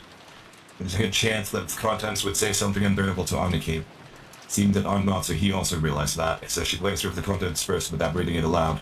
We were a little frightened that she might grimace after reading something shocking, but she just frowned unhappily. 内容はなんと？不愉快な一文があります。私たちを挑発するつもりなのでしょう。Nazi, after deciding that the contents could be shown to the children, set it openly on the table. Everyone stared at it at the same time. 我が名をたたえよ。なんだよこれ。うっせえぜ。ベアトリーチェの勝ち名乗りみたいなものだろうね。くそ。大方。また怪しげな魔法陣でも出てくるのを期待してたんだろう。魔法陣ではなかったけどね。想像は裏切られなかったよ。どういう意味でしょう？自分の存在を誇示したいのでしょうか？そう、この手紙で初めて私たちは昨夜の手紙の主が犯人であると理解できる。ここに書かれている内容よりも昨夜と同じ封筒でというところに。封筒も風浪も間違いなく親方様が使われていたものです。おお、もう私には何が何だか分かりませんよ。こんなことは後宮のお家にお仕えして以来初めてのことです。昨日の手紙の言う通りならベアトリーチェは自称じい様の最古の腹心だ。じい様も常々そう口にしてたんですよね。I directed the question to Genji-san and Kumasawa-san who nodded together. ってことはじい様の次に詳しいのは源氏さんと熊沢さんってことになる。話してくれないっすか？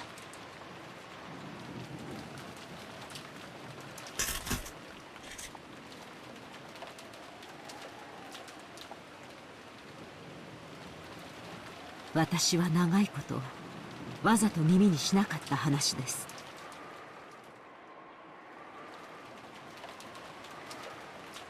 ですがこの期に及んではそうも言っていられません。源氏、知っている限りを話しなさい。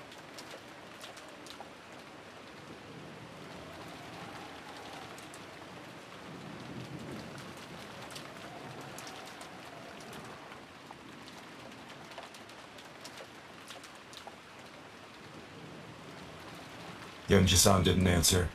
Did he remain silent despite his knowledge, or did he know nothing at all? Still, they had a good guess. The story of the witch Beatrice had long been deified among the servants. He'd probably been very close to grandfather too, and his occult hobbies, so there was a good chance that he'd been indoctrinated with even weirder things, and had increasingly come to deify the witch. As grandfather's most trusted servant, who had sworn loyalty to him, it might be the most influenced by the witch illusion that grandfather had created. So there was only one reason for Genji-san to remain silent. He could say it, but it would definitely cause a backlash, so it was better if he kept his mouth shut. It wasn't like we would believe him anyway. Something along those lines. Only a short while ago, Maria had been more than willing to speak bluntly and unrestrainedly, and that had earned her a scuffle with Jessica. It was natural for Genji-san to keep his silence. お父様の愛人ですか？ His mistress. That could be possible. For ordinary poor people, polygamy isn't only viewed negatively from a moral perspective. It's also an unmaintainable financial situation. here's the thing. Polyamory / polygamy is actually the only way to survive capitalism. I'm bad at it, unfortunately, so I'm not a part of a polycule, but...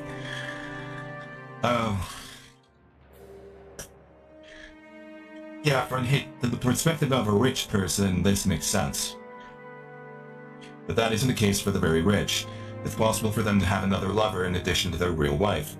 We can't deny the possibility of the grandfather having another woman in his life besides grandmother. かもな。ばあ様は生きてた頃、よく疑ってたらしいぜ。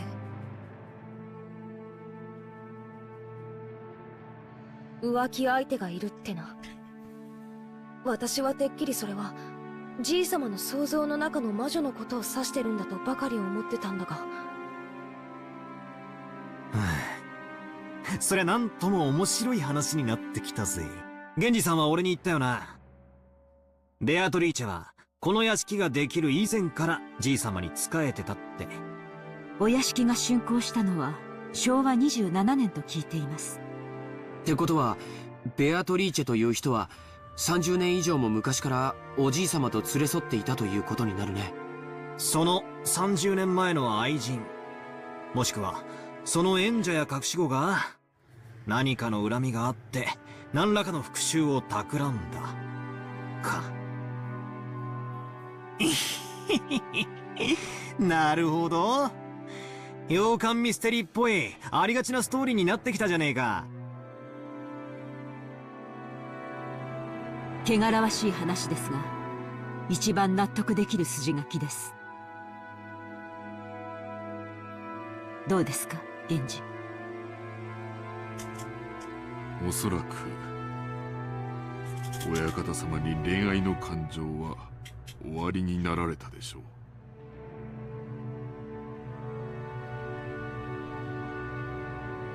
亡くなられた奥様より愛しておられたに違いありません。ベアトリーチェってのは何者なんだよ。そして今はどうしてるんだ。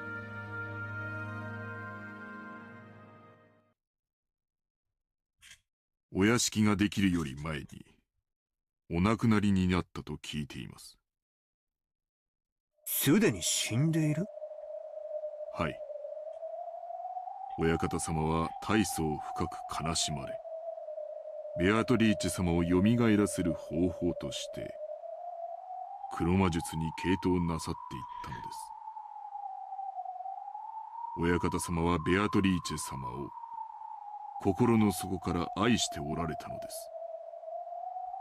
このような狂気に駆り立てるほどに。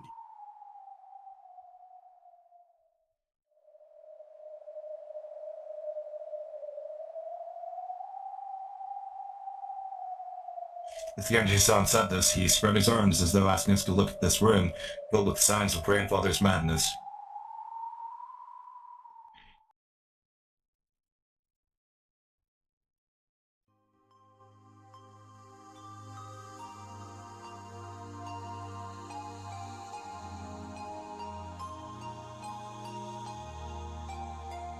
We were all at a loss for words.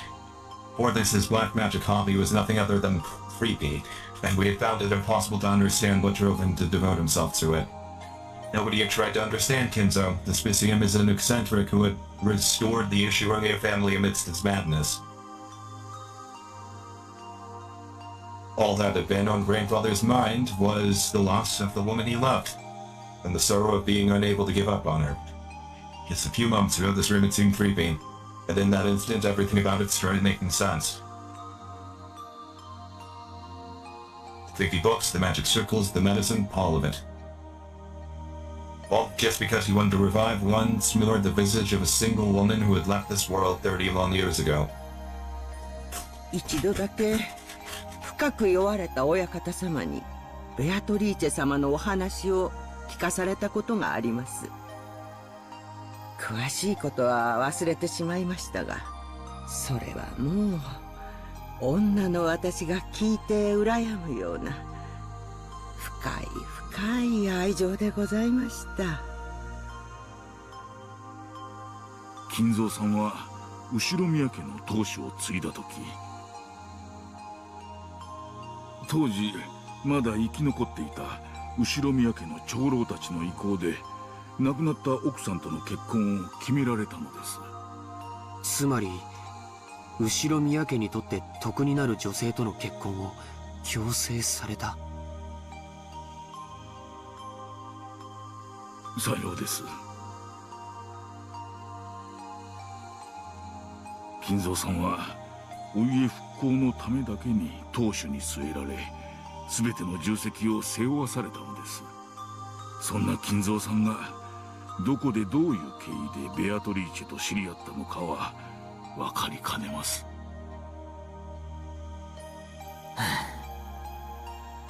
それ以上語るのは無粋だな。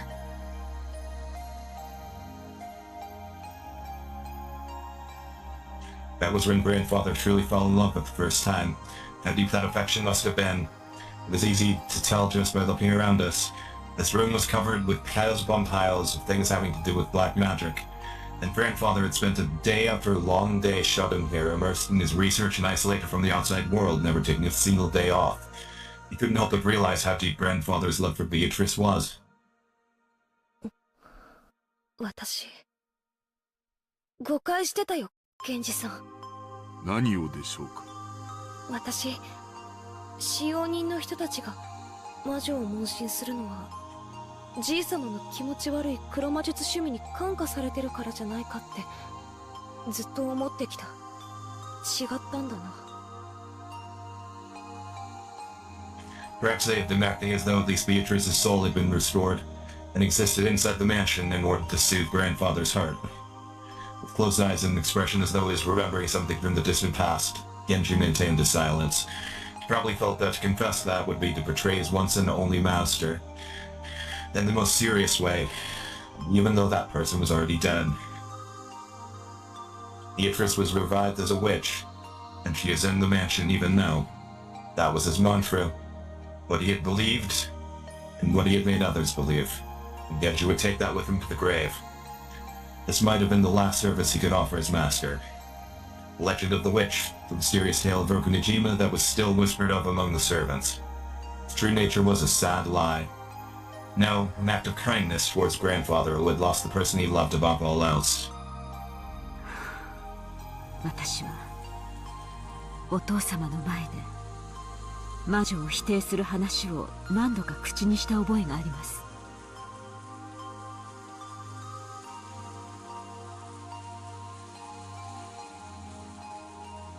今ならそれがどれだけお父様を傷つけていたかわかります。今の僕にならわかるよ。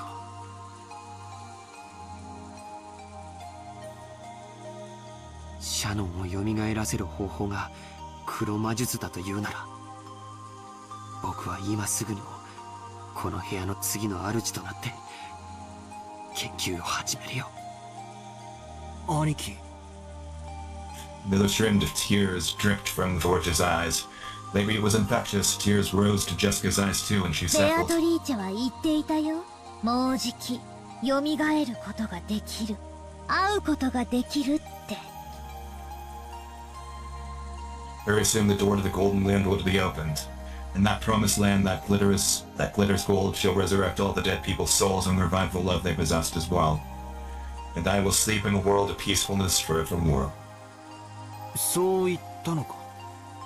マリアに手紙を渡したベアトリーチェは。信じないよね。ここにじい様がいたならきっと喜んだろうな。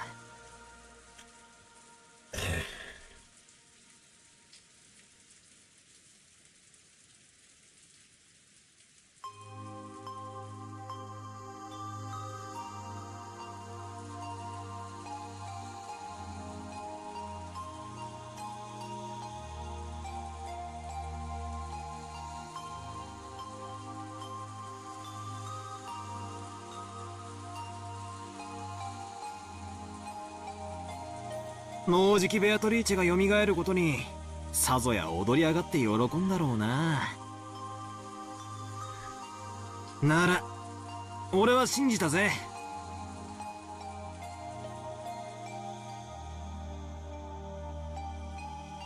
じいさまが半生をかけて研究したことで蘇り、愛した女の魂が蘇ったと信じて寿命を全うできるって言うんなら。バトラー。一人の女性をずっと愛し続けた気持ちが周りにも伝わり真実となる。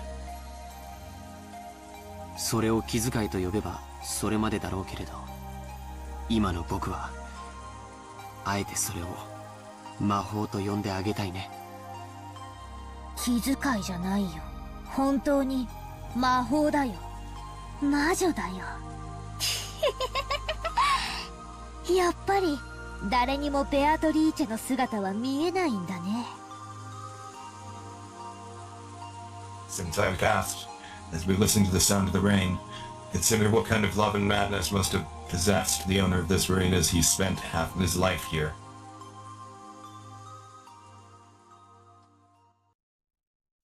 女の私から言えば、お父様の純愛の気持ちも少しは理解したいところですが、それではお母様の立つ瀬がありません。同感だ。浮気は浮気。綺麗事にされちゃかなわねえよな。それもそうだな。ばあ様が気の毒になっちまうぜ。それでベアトリーチェとおじい様の間に子供がいたなんて話はある？ Hubert Beatrice has been hidden in every corner of this case. It's natural to suspect any relative of Beatrice. いえ、そのような話は聞いたことがありません。仮にいたとしたら最愛の人の忘れがたみとしてきっと全ての愛情を注ぎ込んだだろうね。それがなく黒魔術に没頭していったなら子供はいなかったと考えるべきなのかな。そういえばこんな噂を聞いたことがあるぜ。知ってるだろ？じいさまが福音の家っていう福祉施設に莫大な援助をしてるって話。よしなさい。それはお父様を冒涜する中傷に過ぎません。教えてくれよ、夏日おばさん。隠し事はなしなのはおばさんもだと思うっすよ。くだらない話です。お父様はその施設に莫大な援助をし、社会勉強の一環として当家の使用人雇用枠を開放していました。それをお父様に汚らわしい趣味があると吹聴する愚か者がいたというだけの話です。一時期それが黒魔術の生贄にするためだみたいな噂になってさ。実際いつもこの部屋で怪しげな実験や儀式を繰り返してたわけで、私も半分は信じてたところがあったぜ。その福音の家出身の使用人ってのは？何人かいますが、親族会議中のシフトではシャノンとカノンの2人でした。 So it could have been canon. Whether Beatrice had yet summoned servants from a welfare institute as sacrifices? 確かにじいさまが使用人として選ぶのはいつもシャノンやカノン君くらいの若い子ばかり。私だってじいさまには妙な趣味があるに違いないって信じてたぜ。ジェシカ、言葉を慎みなさい。 So, suspecting that he was a pedophile. Okay. That's an interesting allegation.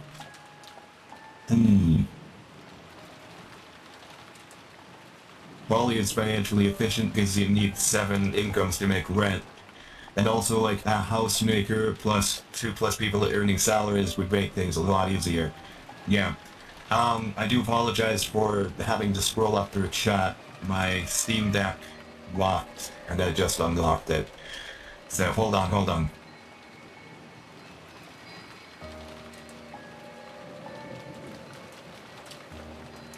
I wonder if it wasn't magic and stretching the door was to make it look like the magic charm worked. How did the culprit know the charm was hanging from the other side of the doorknob, or was it just coincidence? Okay, in answer to that question, they might have actually gotten the door open, saw the charm, realized they couldn't do anything because the charm was there, and they had to maintain the illusion that the killings were being done by Beatrice, right? So he closed the door, scratched it, trying to make it look like they tried to break in, and failed.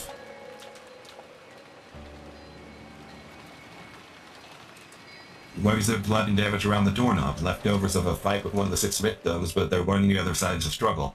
It's that. It's gotta be... that. And so far there's a bathroom in the study. I was worried? Yes. It makes sense. Kinzo wouldn't want to leave the study every time he needed the bathroom. It's one of the toilets in the epitaph, right? Yep. That was. Polly is financially efficient because he needs 7 incomes to get rent. Yes. And also, like, a homemaker plus 2 people earning salaries would make things a lot easier. Yes. It's only financially untenable if you just want to have multiple families. The board on your own. Like the old cliche of a traveling salesman with a different housewife in most little cities who don't know about each other. That is bad polyamory. That is bad polygamy, too. Approach the thinking about them actually getting the door open. Yeah. Yeah. Like, if they're trying to maintain the illusion of Beatrice, if Beatrice is an illusion, she might be real. At this point, I think she might be real. Either that, or Canon faked his death and the narrator lied to us. Or Shannon. No, never mind. Shannon had half her face, so she was able to be identified. Okay. Maybe Rosa, Rudolph, or Kiri.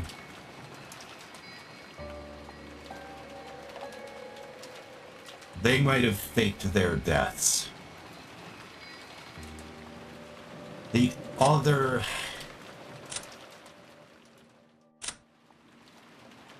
The other 3 adults, unfortunately, don't have that luxury. Shannon doesn't have that luxury because she got identified. Canon might have faked his death, and the narrator might have lied to us. Dota might have actually faked his death, too, given his entire face was gone. I didn't think about that. And Grandfather might have faked his death if he found someone who could, you know, take his place and have polydactyly on his feet. Neat. Magic really does work, in the sense that the culprit can't be seen violating its rules. Oh god. I forgot. Kinzo was invoking chaos magic at the start of the episode, at the start of this act. I haven't been analyzing this from a chaos magic perspective. Hold on. Where's the grimoire?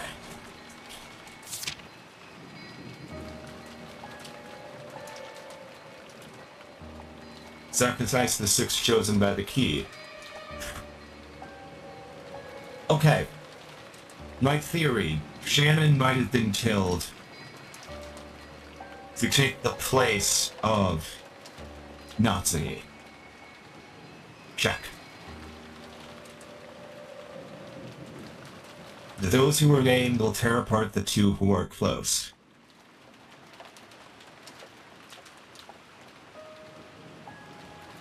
If Canon, he's faking his death and the narrator is lying, the narrator probably lied about Canon and the butler, Genji, finding the door.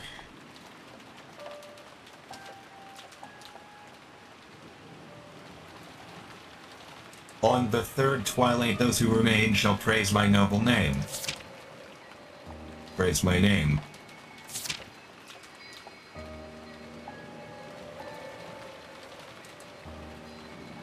On the 4th twilight, gouge the head, gouge the chest. Hold on.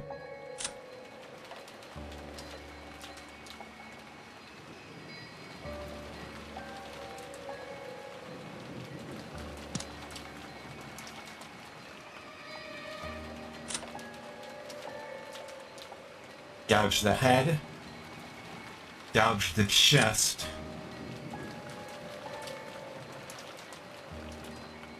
third twilight death being fake would make sense, since the 3rd twilight doesn't say anything about killing.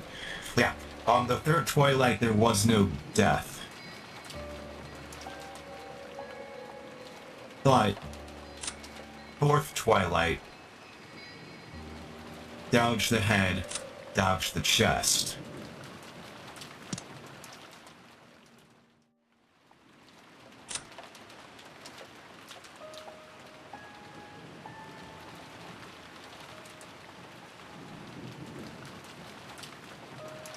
Stomach, knee, and leg are what's next.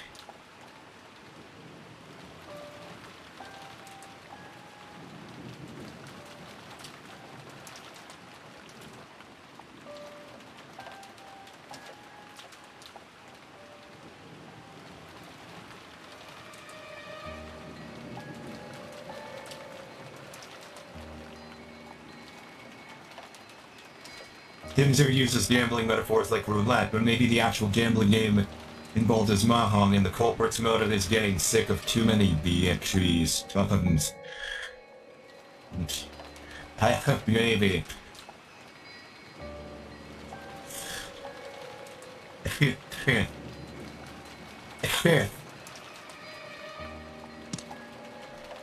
Jessica, control your words. What did he say? Wait. Shannon and Cannon might be Beatrice's kids. So there's a chance that Cannon is the guilty party, even though he's dead. End quotes. I am dying on this hill. I think Cannon is the murderer.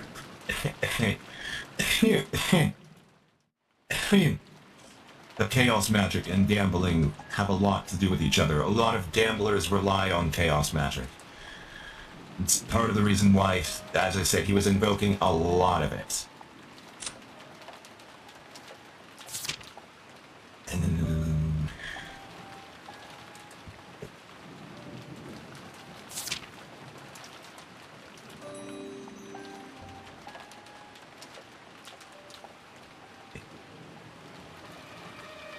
But yes, how do you like the new voice modulator? I tested a few different options and settled on this one. Because this one's closer to what I was originally going to go for, but it's not distorted, so it should be able to, you know, when I do these monologue sections. How long did Beatrice die? Assume Channing and Cam are too young to be your kids. The pity of grandkids. And wait, hold on. Beatrice died 30 years ago.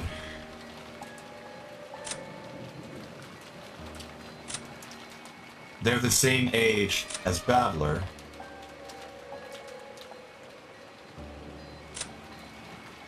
And Jessica.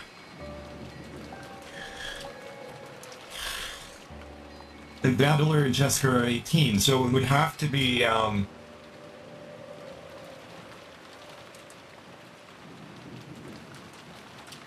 yeah, you're right. They would have to be Beatrice's grandkids. If so, then what happened to Beatrice's kid? Questions. Questions, questions, questions. Okay, let me... You said Butler's only 18, yeah. Jessica's only 18. And so Ken and Shannon were stated to be the same age. So they'd have to be Beatrice's grandkids. Well, what happened to Beatrice's kid? Also, you asked Cannon's death. What happened to him? What happened to the body that makes us think he might have faked his death? Let me...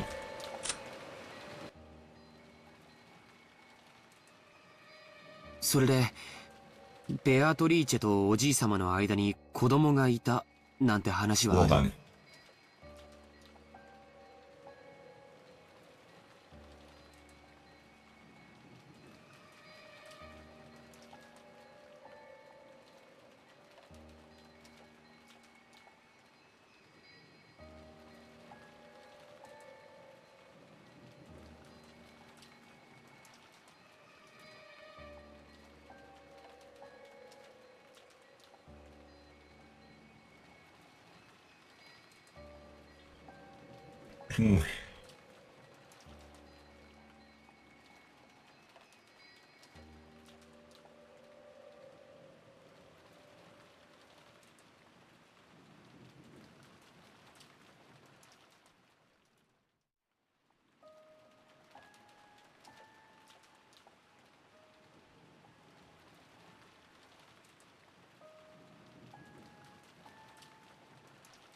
Let me...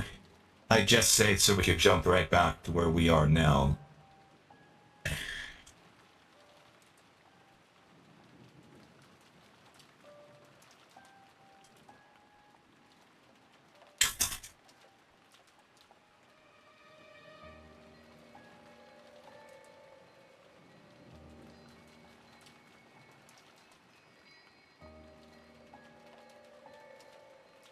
I'll replay the death scene.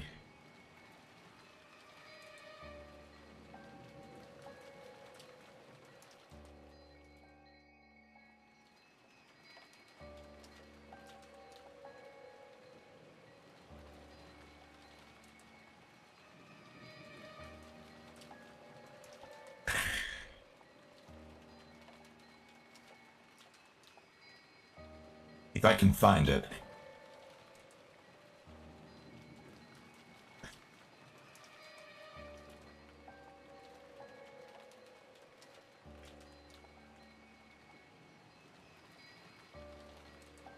Battler and Maria debating the existence of Beatrice. The boiler room, here it is.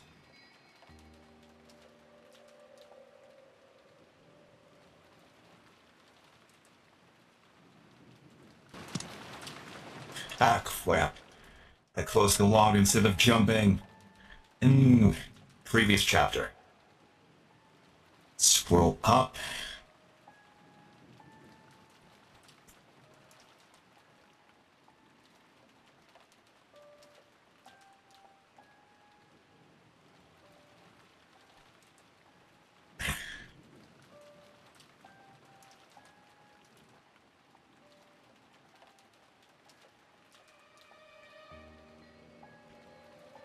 Then he answered. There we go.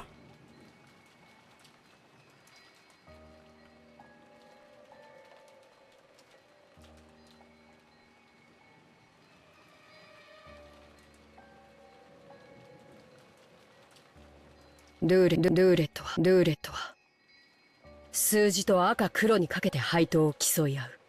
だが赤か黒かの Okay, it's not letting me jump that far リスク back. の低い賭けは Let そ me, の程度の配当しか与えられない。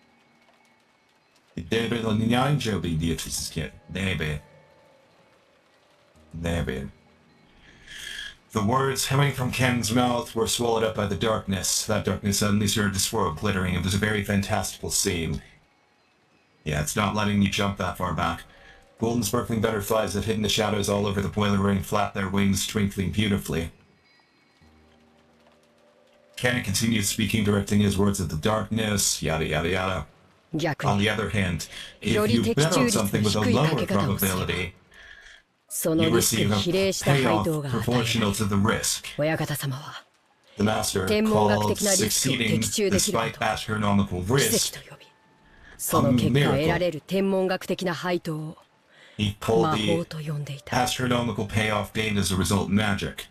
I have no interest what kind of magic you and the master were seeking when you spun that roulette, but you forgot something. You forgot that roulette has a pocket that's neither red or black.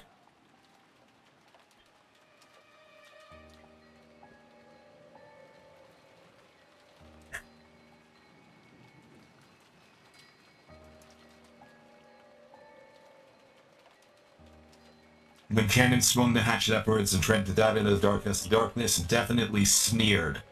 It sneered at that courage, vulgar, lazy, and futile, and meaningless. Cannon, his hatchet still held aloft, couldn't take another step after that, but the clang, the hatchet that Cannon had been grasping fell and rolled to the feet.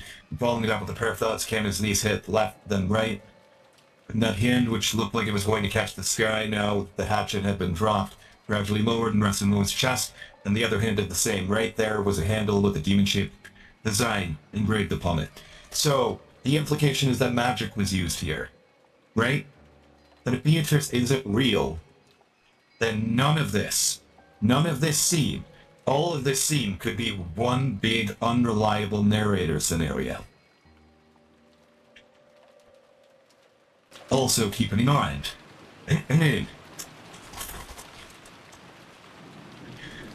who was the one who first saw the magic circle on the shed? It was Kanon. Who was the one who found Ava and Hideyoshi? Kanon. Since there were no surviving witnesses to this scene, the whole scene might just be a lie. Yes. A lot of detective novels will do this. It's a trope. Unreliable narration is used to hide certain facts until the end of a mystery. Did the characters even find Kanon's body, or from their perspective has he just disappeared? They found his body. But, if we're operating under Aunt Ava's theory, that all of the servants are in on it together, but Kanon is the primary killer, the doctor could have faked him dying while trying to treat him. Any evidence of the struggle? Well, I mean, there was the gigantic thing sticking out of his chest. I mean, there was that. But Nanjo could have faked this. I also have a pet theory on Kinzo. A very big pet theory. Because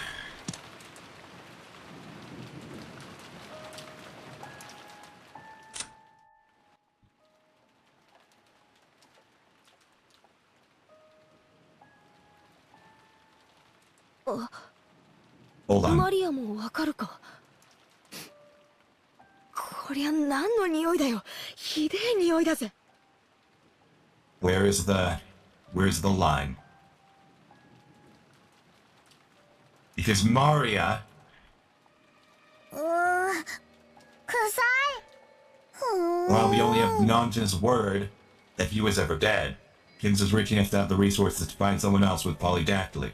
Yes, but that's it. That's not it.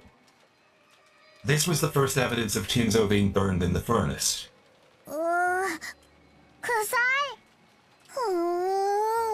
Flesh burning doesn't stink. Flesh burning smells like pork. I've been in the presence of a cremation before. And the cremation was of someone freshly dead. Like within the last 48 hours, quick autopsy, one and done. Bob's your uncle. But the mortician involved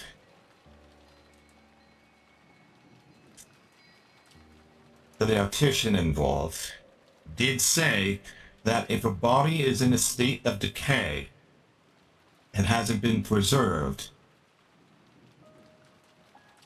so basically they didn't immediately get sent to a freezer within the decay period, basically. If the body was in a severe state of decay, then it would start to have an odor. Now that's suspicious, yeah. So Kinzo may have been dead before the novel even began, and if we're operating on the idea that the servants are all in on it, none of the scenes with Kinzo in it up to this point are reliable, meaning not that he is lying, or fucking hallucinating from stress. So, oof. Jessica, control your words. You're not saying he scolded her, the atmosphere instantly went sour and everyone felt quiet. However, something was tugging at the back of my mind.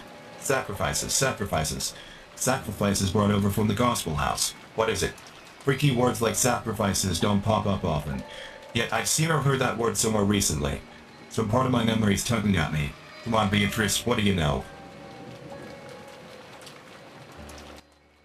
I had arrived in front of the portrait of Beatrice. Hold on, sorry. It wasn't as vast as the one in the entrance hall, but that portrait, which he must have had drawn by some famous painter, was still just as intimidating in smaller size. Below it, just like the entrance hall, is the epitaph, said to point out the place where the gold was hidden. 生贄だ。なんだよ、バトラ。Yahtzee could have made up a whole meeting with Hinza that would explain why he accepted her so well. Yup. Do you know what the strong smell around Kinzo's study was? Kirakus commented on it when they reached the top floor and approached the door and said the door seemed to be the smell source, but I don't remember hearing them mention the smell since they went inside. Apparently, for several years, including as far back as Babbler could remember when he was 12, that study always had a strong pungent odor. That strong pungent odor was always sweet, thickly sweet, in fact.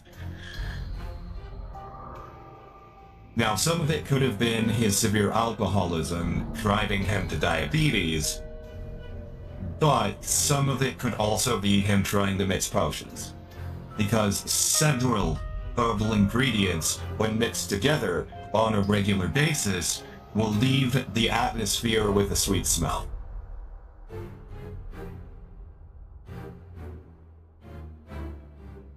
And once you're around a smell consistently, and embraced in it for a long period of time, it provided there are no hallucinogenic effects. Because that would fucking start getting weird fast. Provided the smell isn't anything dangerous, your brain starts to not notice it. So that's perfectly normal, actually. What the hell, Butler? What the hell, Battler? You're me out. 生贄を6人。Both of my eyes opened wide as plates.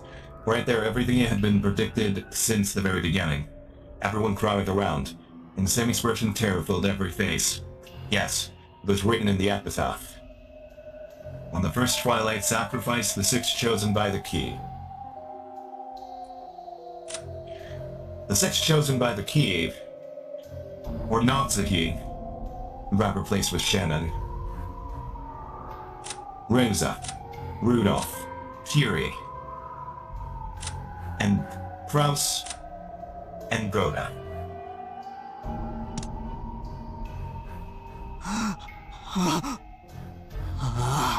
Now that explains it. 間違いない。最初に死んだのは6人だ。そしてシャッターに書かれた魔法陣じゃねえ、ヘブライ語でも生贄を捧げると書いてあった。おお、マリアは最初からそう言ってる。 It's right, Malia had said at the very beginning. Right after we found the 6 bodies, when Maria was in the parlor watching TV, she had said it. Ooh. Killer's not human. It's the sacrifice is chosen by the key. これは黄金の隠し場所なんかじゃねえ。黒魔術か何かの復活の儀式の手順なんだ。確かこの碑文には大勢の死が必要になるはず。確かにざっと読むだけでも 6+2+5 で13人は死ななくちゃならないことになってるぜ。普段はこの島には何人いるんですか？使用人のシフトにもよるでしょうが、お父様、夫に、私にジェシカ、そして使用人が 2,3 人。昨日今日は5人いてもらってますが、普段はそこまでいません。っ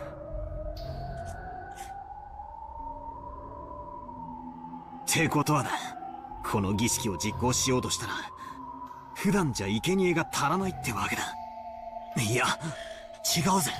じいさまは福音の家から不気味な儀式の生贄にするために使用人を取ったという噂。つまりなんだよ、生贄の人数を増やすために使用人を増やし、さらに人数が集まる年に一度の親族会議を、この儀式を執り行える年にたった一度唯一のタイミングだったってことじゃねえか。 And just as we screamed this, Mari broke out that creepy laugh, looking truly pleased. 人は運気を試すためにある種の確率に願掛けをすることがない？ Kenzo's been dead from the start. All the servants are in on it. That Shannon was killed, and her body could be identified since half her face was damaged, right? That she got cold feet and needed to be killed off before she ruined the plan, or maybe she was always going to be betrayed by her allies? Maybe. But I think she got picked to meet that sixth requirement. As I said, the 6 initially chosen included Natsuki, but Natsuki had the charm. So they had to pick another person, and who was wandering the halls? Ken. Thought.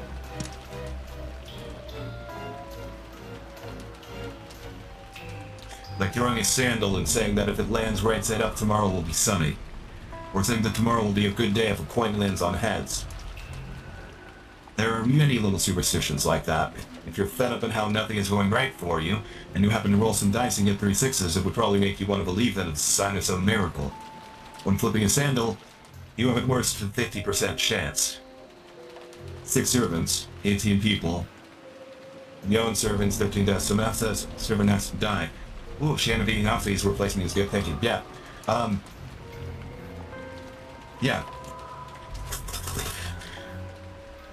6 servants can die. The 6 servants could have been the sacrifices, but obviously, since the implication is that it's family members who are supposed to be the sacrifices, they would have initially chosen Natsuki. But then the charm. Even if you get it right set up, it's not worth much. But if you carelessly roll 3 dice and they all come up 6, you might think that's a small miracle. 魔術にもそういう考えはあるんだよ。限りなくありえない出目を期待してひたすらに祈祷を続ける。そうして蓄えられた祈祷の念は奇跡の出目が現れた時魔力を持って具現化される。おじいさまがしようとした魔術は多分そういうもの。鍵が無作為に選ぶ生贄の抽選。それに万が一自分が当たることがないようにこの島に最も人が多くなる日を選んで儀式を実行した。バカバカしい。これらが全て怪しげな魔法の儀式の過程で起こった事件だと言い出すのですか。Natsuki yells. She couldn't stop thinking fearfully about how she might have been protected just because of the scorpion charm. If I hadn't received that charm from Jessica and hung it from my doorknob, would I have been killed in one of those 6? And the strangest part is, even though I hung the charm from the inside of my door, they couldn't get through the door. The killer had noticed the charm from the outside of the door and given up trying to open the door. The human couldn't perceive that. The charm meant to stop someone that was not human had done just that. Impossible. Impossible. Impossible. だが夏日さん、確かに碑文の内容はその後なぞっとる。And what's the key? The magic circle. The very first magic circle is a spell for a key. It is a key spell.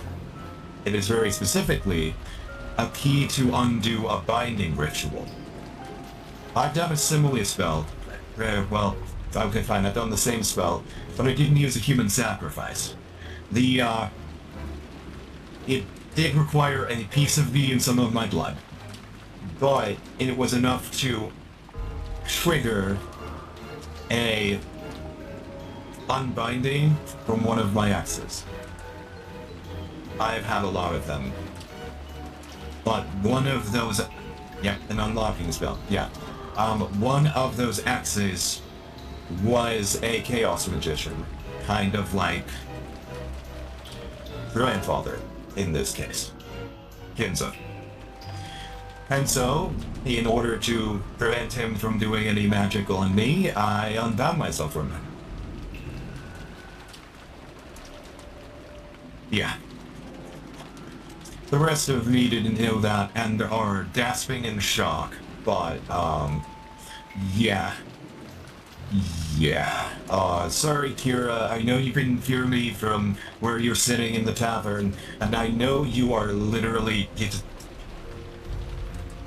You know that I have more knowledge of magic than you do, and you're the ones who identify as pagan. Don't be so nice, okay, buddies? Okay? Yeah, the ones who run the body normally at home on a day-to-day basis are not the ones playing this game, and they're both absolutely mortified, and they heard all that, so, sorry guys.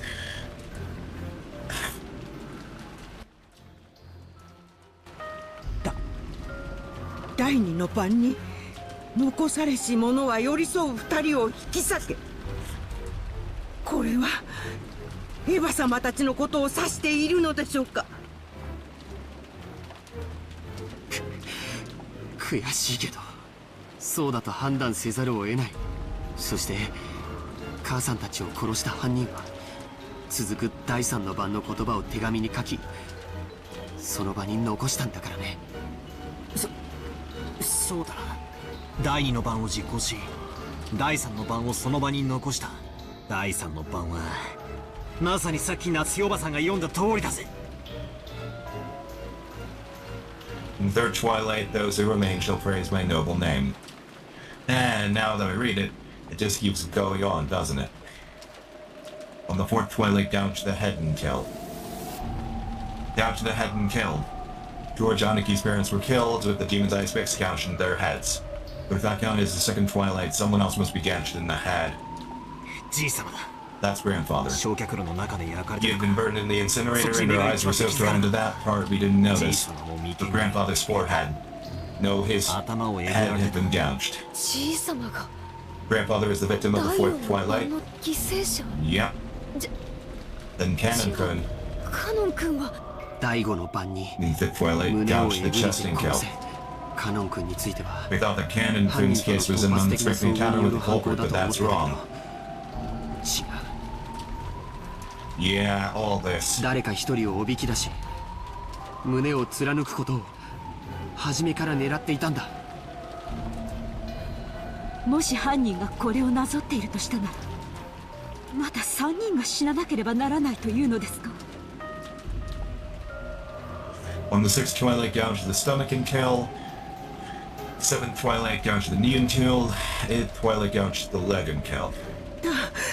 確かにそう読み取れますけど。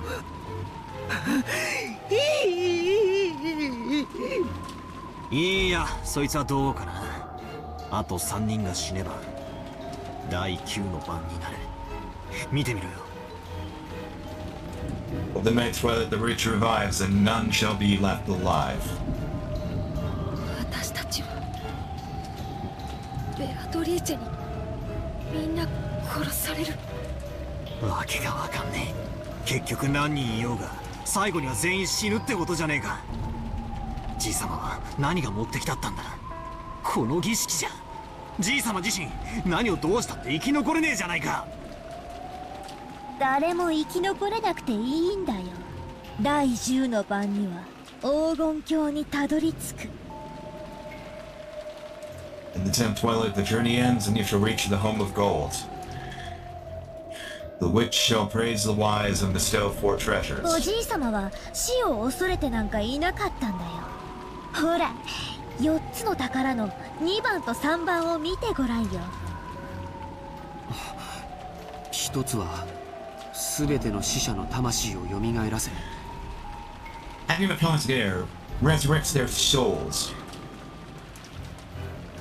Tims has been done all along. The order of the twilights are wrong, so they're cheating the ritual. Yes. Because the ritual isn't meant to work. If Beatrice is an illusion. The whole goal has been to kill this entire family. This entire time.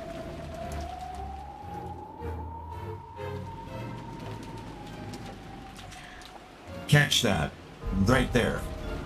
The one resurrects all the dead people's souls.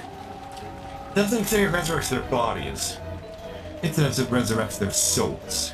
一つは失った愛すらも蘇らせる one even revives all the love they possessed, meaning they will be revived both spirit and soul. Still doesn't mention their fucking bodies. Sorry. つまりおじい様は自分がこの儀式の途中で死んでしまってもやがては復活できると信じてた。バカバカしいぜ、妄言だぜ。死んだらそれまでだろ。死者は生き返らない。人類が何千年もかけて追い求め、結局は未だに成し遂げられない奇跡だぜ。つまりこういうことだろ。死後の世界で再会できて蘇ることができるとか、そういう類だろ。ジェシカの言い分通りだとするなら、こいつはつまり老い先短いじい様が恋に狂っての自殺まがい、いや壮大な無理心中ってことなのか。Genji's silence here. Not much of a roulette if you're all gonna die either way now. No chance involved in the outcome, so no miracle.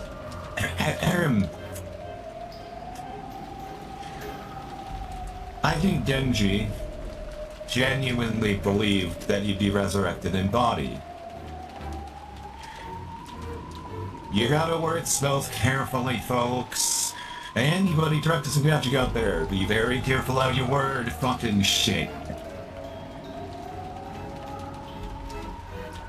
Whoever is doing these tellings, in accordance with the ritual,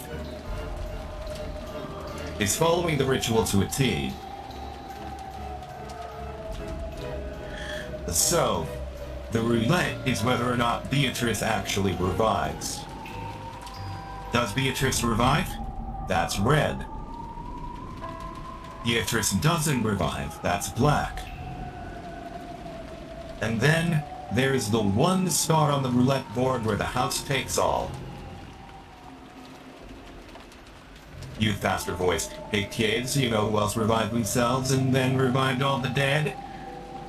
Yeah, I would like to point out, all of the dead that revived in that story were revived when he died. The mass resurrection that Jesus was supposedly responsible for happened on the day he died. Ah, I thought the roulette was which first people had chosen as sacrifices. No. There was a separate roulette that shows the 6 at random. However, I don't think that roulette was actually there. I think someone... I'm gonna say it again. I still fucking think it's canon. Picked 6 people. Okay, so about Kimzo, something about that scene where Giver was raped. If Kimzo was dead already, though, someone already had his ring. I still fucking think it's canon. I think canon is responsible for all this, even though he's, air quotes, dead. その可能性を考えられるのですか。わかりません。親方様は時に1000年の未来を見越されるほどの聡明なお方です。しかし凡庸な私にはそれが狂気としか映らないこともあります。それってイエスって意味だよな。熊沢さんはどうなんだよ。私は何も知りません。知りませんとも。知っていたなら今日この島にいると思いますか。手病でも何でも使ってお休みしていますよ。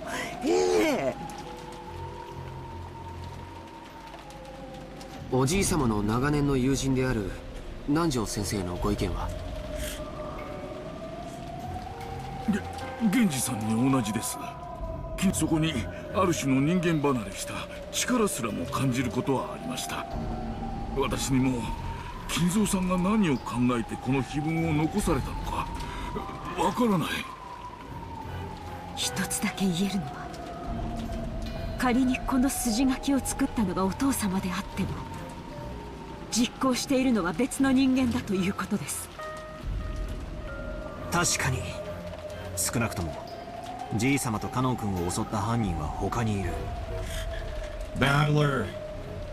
Why are you suspecting Janan? His death is the most suspicious.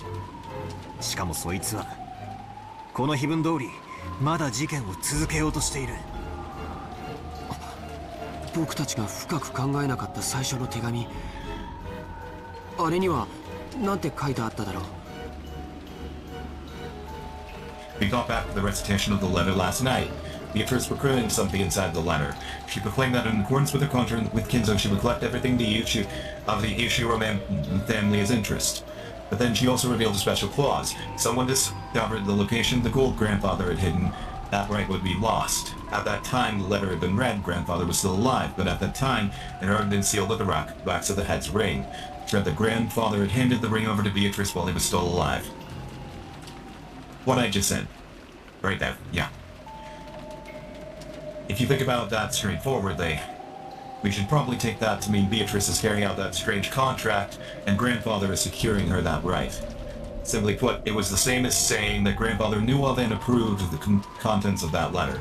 In other words, it's as though it was a joint message from Beatrice and Grandfather, telling us that Beatrice would start collecting interest if we didn't solve the riddle. In short, Grandfather and Beatrice were telling us to solve the epitaph's riddle. And if we couldn't, they were saying they would kill us all following the procedure in the epitaph. What meaning is there to that? What do they want? I don't have a clue what it means. ほら、ベアトリーチェからまた手紙だよ。なんだって？ Nuri was pointing at the top of the table, where the camp food that everyone had been eating was just now still lay. I went through that envelope was sitting there, but so what?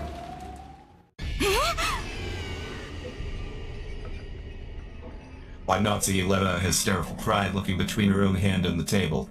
But the envelope that she had just opened was still grasped in her hand. And despite that, there's an envelope on the table. なんだよ、どういうことだよ、マリア。その封筒はどこから出てきたんだ。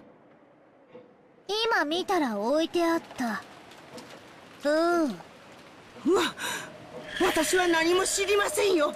何も。冗談じゃねえ。ここには俺たち8人しかいねえんだぞ。9人目がこっそり忍び込んでいたなんてこともあるわけがねえ。俺たちがちょいと肖像画の前に集まっていたわずかの隙しかないんだぞ。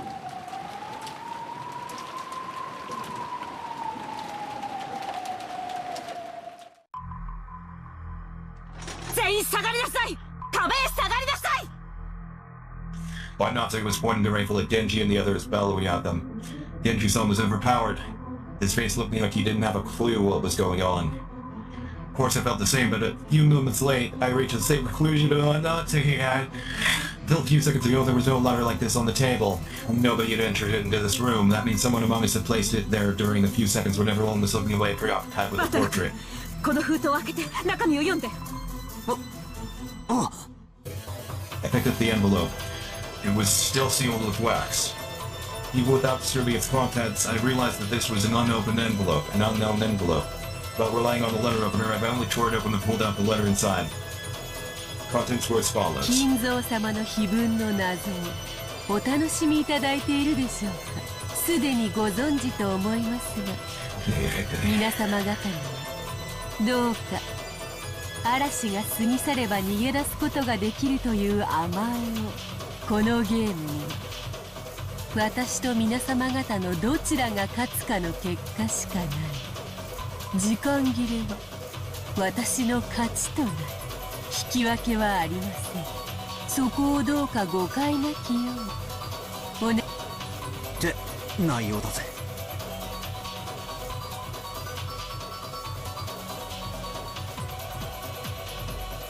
Kim's been dead. I wonder why Natsu was giving key to his study. Like she could be lying about her meeting with him, but why Genji was trying to hide Kenzo's death, setting up the meeting at all?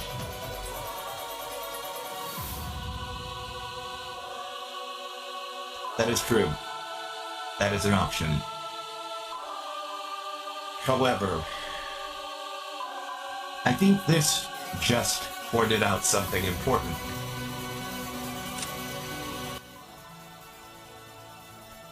When time runs out, I will win by default. There will be no ties.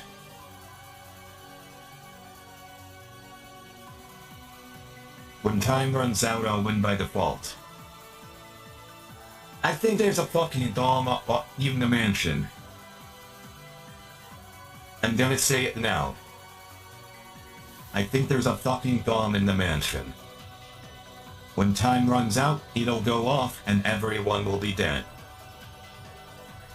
Because somehow she has to be able, or whoever it is, has to ensure that on the final twilight, everyone else left alive dies.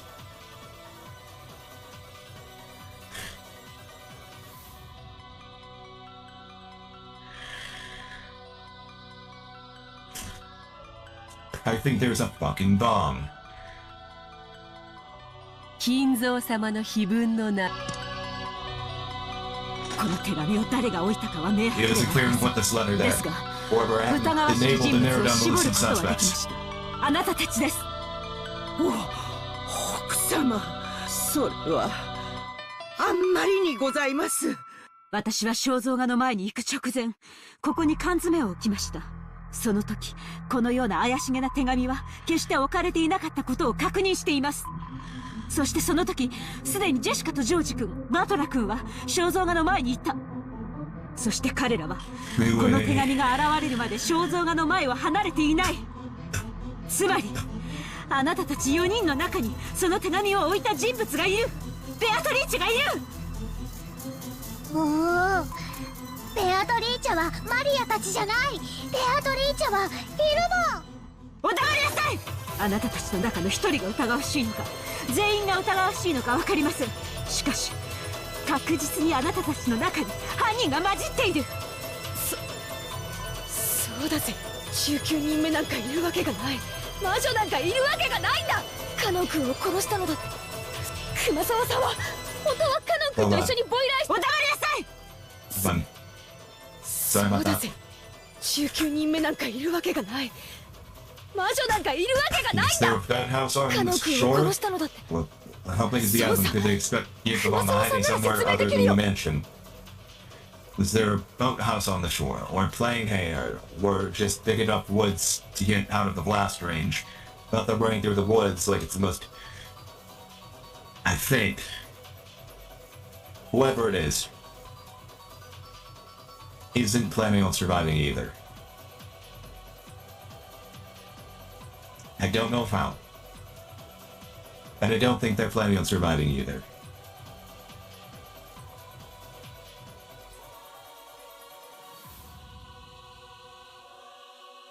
そうだぜ。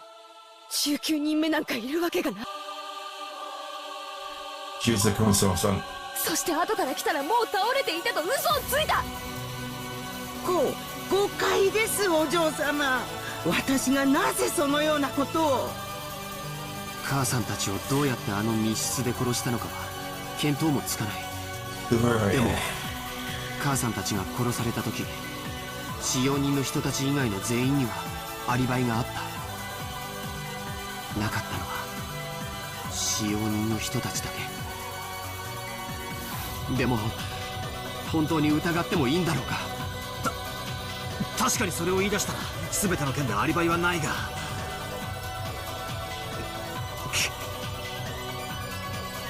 Shouldn't be so quick to make that judgment. But this time, in this room, in this place, in this moment, in this minimally small bit of time and space, it's obvious. Only one of the four of them could have set the letter there in our blind spot. We can't tell who put it there, but it's obvious one of the four did.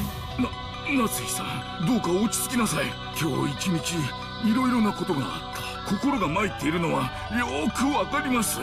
南條先生をお疑い申し上げるのは非常に心苦しいです。ですがお父様の主治医として唯一無二の親友として長くお父様と共にあられたベアトリーチェのことも知っているかもしれない。何かの古いしがらみを知っていて隠しているのではありませんか。そんなはずはない。落ち着きなさい。He's painfully much Dr. Margot frantically pleading his innocence. It's probably a normal reaction that anyone would give if they were suspected. Misawa was the same. As Jessica started suspecting her in the murder of Cannon, she was now totally flustered. That's why Genji's still calm appearance looked so bold. When Nazi pointed the barrel of the gun. あなたはお父様の一番の部下です。ベアトリーチェとはあなたがお父様に見せた幻想で、あなたこそがその実行者だったのではないのですか。そうお疑いいただけるのは、奥様が私をこのような場ではありますが、とても名誉なことだと存じます。しかしこの手紙を置いたのは私ではありません。それを私が鵜呑みにできると思いますか。お前が首謀者に決まっています。あるいは熊沢も南條先生もその共犯かもしれない。マリアちゃんもです。I continued to doubt just the adults. I'm Nazi pointed the gun relentlessly at Maria too. But Maria acted as though nothing had happened. Maybe she thought she would be fine even if she was shot. 今この場ではもう幼いから疑いの枠から外すという段階にない。だから誰もが昨夜からずっと持ってきた疑問をもう一度ぶつけさせてもらいます。昨日バラ庭園であなたに手紙を渡したベアトリーチェは誰です。 And Bouncy is on board with the servant conspiracy theory. Yep. マリア、ごまかすんじゃねえぜ。この際はっきりさせろ。お前に手紙を渡したのは誰なんだよ。だから何度も言ってるよ。ベアトリーチェだよ。1000年を生きる黄金の魔女なんだよ。姿を知りたければ後ろを振り返ればいい。ほらそこにいるよ、ベアトリーチェが。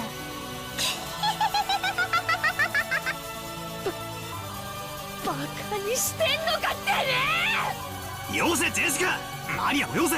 状況が分かってんのか。そんなこと言って何になるってんだ。無意味な挑発はよしやがるってんだ。マリアには分かんないよ。バトラたちは誰が犯人ならいいの。自分たちの中に犯人がいると信じたくない時だけベアトリーチェを信じて、親しい人を殺された恨みを晴らしたい時だけ暴力をぶつけられる人間の犯人を信じたがってベアトリーチェを否定する。だから見えないんだよ。ベアトリーチェはいる。お前たちには見えない。黙りなさい。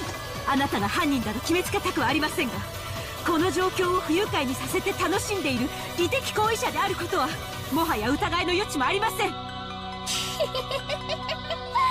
ならどうするの。マリアを撃つ。別にいいよ。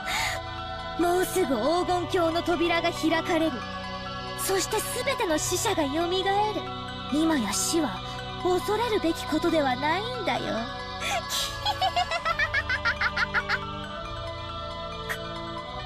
母さん、やっぱりこいつは怪しいよ。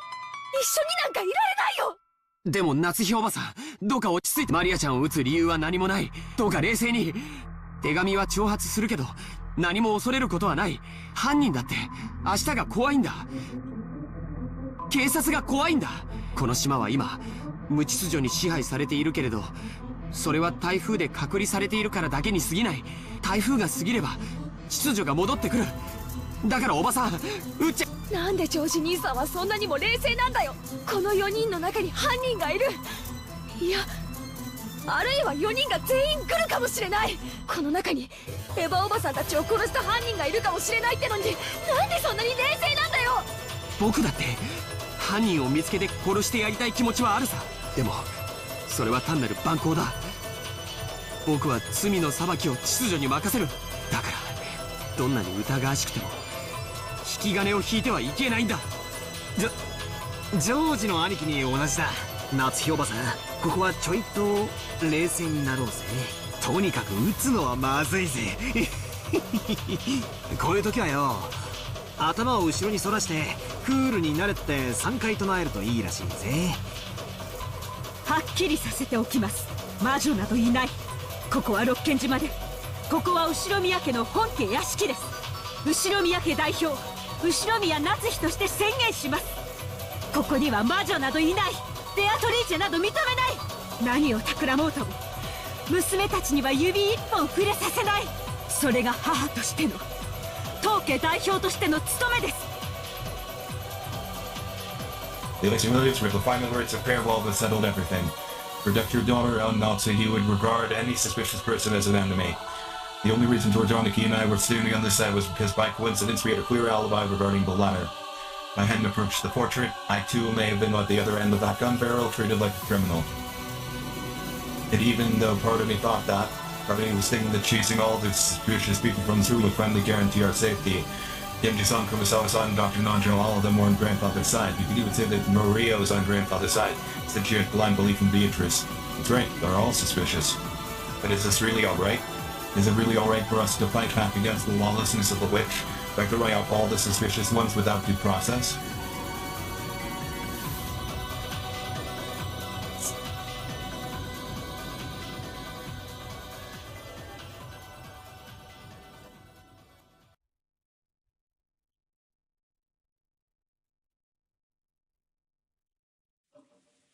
Wanyotsu didn't tell them to leave with her words, but with wordless pressure she was inducing them to say that to themselves. So if Dr. Nanjo hadn't said those words, this cold silence would have surely continued forever. 落ち着きなさい、夏日さん。だが気持ちはよくわかる。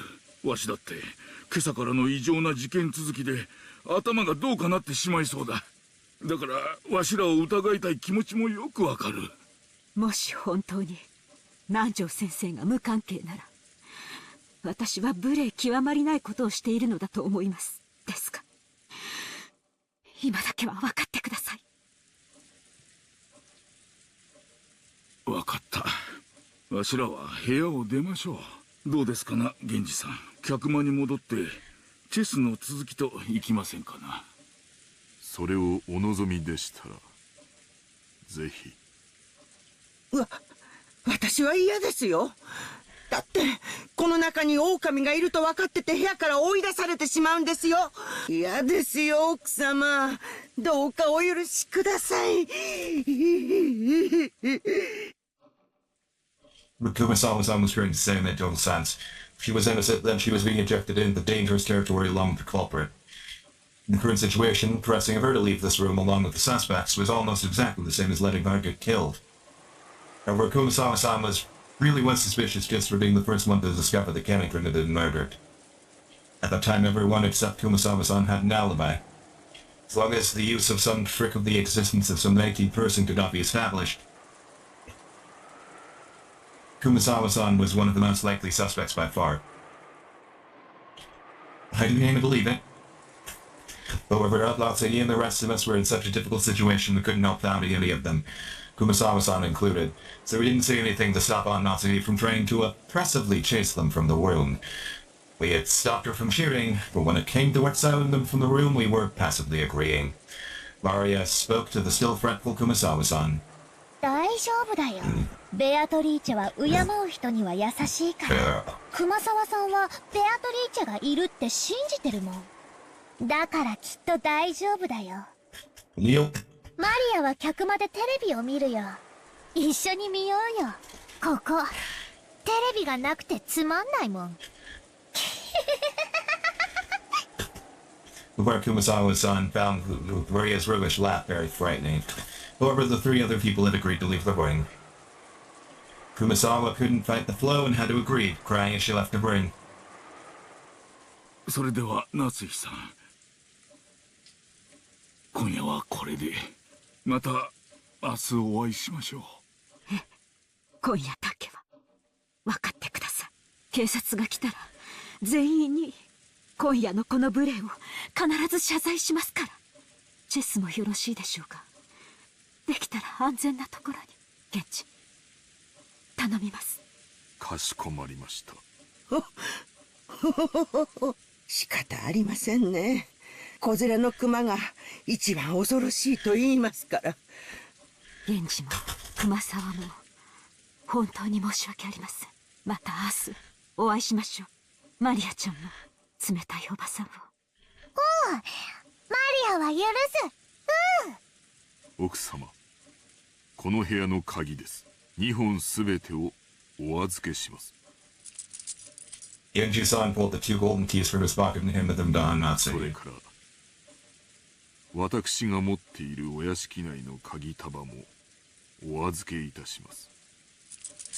took out a bundle of about 10 keys of various shapes and handed it over. The servants, those keys were probably the proof of their possession. Being placed in charge of those keys meant they were trusted, relied upon. Being forced to return them meant they had lost that trust. Thinking about it that way, there could have been no greater humiliation for Genji-san, who had served here for all these years. However, his usual indifferent expression remained on his face. 私はお前をお父様がお亡くなりになったら長年の苦労をねぎらって退職を許すつもりでいました。なのにこのような仕打ちを私は心より恥じます。私は親方様よりすでにご恩を受けております。今日までの日々はそれに対するご恩返しの日々であっただけです。どうかお気にやまれませんよ。 That's treason. Everything I have done until today has been in repayment for that.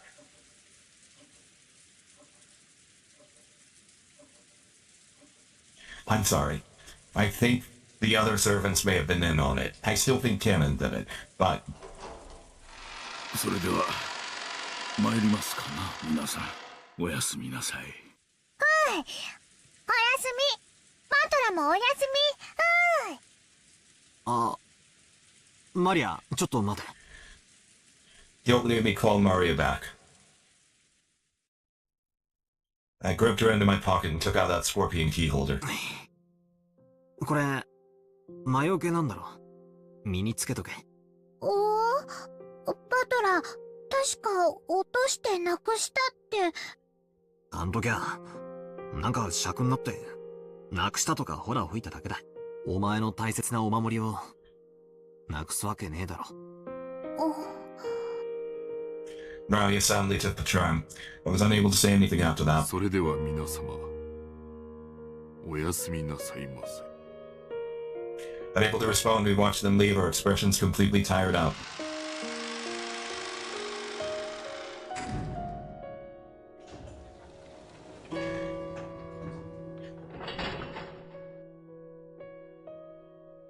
Until the door closed, we heard the auto lock. We were unable to even draw our next breath. Then I was finally allowed to take a breath. I noticed Beatrice's letter, which I'd been gripping the whole time and which was soaked with my sweat, actually had 2 sheets. The paper had been tightly stuck together, so I mistakenly thought there was only one. There was nothing written on the second sheet. The thing there was a magic circle, written with red ink like blood. I know this spell. I know this fucking spell. It is a spell that induces strife. Beatrice is fucking taunting them and forcing them into positions of discord, and added the seal that causes discord when properly magically infused.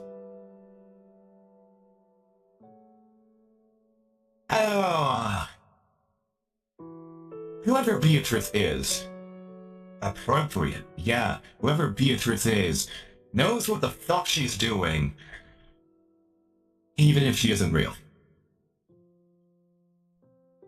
Just like how every magic circle up until then had been different, this kind of magic circle was one that I had never laid eyes on. Inside the circle, a large triangle and a small triangle were fit together in a simple design. But just as before, there was writing in Hebrew, and it seemed clear that it held some kind of meaning. I wanted to know what that could be, but we had just chased Maria, the only person who could understand the meaning of magic circles, out of the room. Thought of magic circles is a second set of messages from Beatrice. What does this one mean? Damn it. We chased out all the suspicious people, now all we have to do is stay barricaded here until morning and then everything will be over? Once the typhoon is past, when the seagulls cry, will everything be resolved? But the letter that had unexpectedly appeared in the study had rejected that naivety. Made very clear that if time ran out, it would mean victory for the witch. When time runs out, is the witch planning to take on the offensive? Is she planning to display some fearful magic power, maybe something that could be used to kill 6 adults at once? Wait, when is time supposed to run out? I don't know anything. これでもう安全です。もう絶対に。Even as she said that, Natsuki couldn't stop gripping that rifle. There was no release in the tension of her expression. Of course, none of us felt like breathing a sigh of relief yet. At least not until we could hear the cries of the seagulls once more.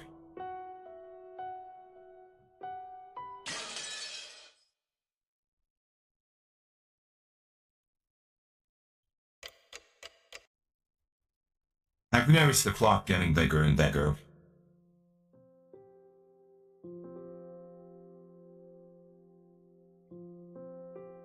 After we chased them out, nobody said another word. I'm actually sitting here.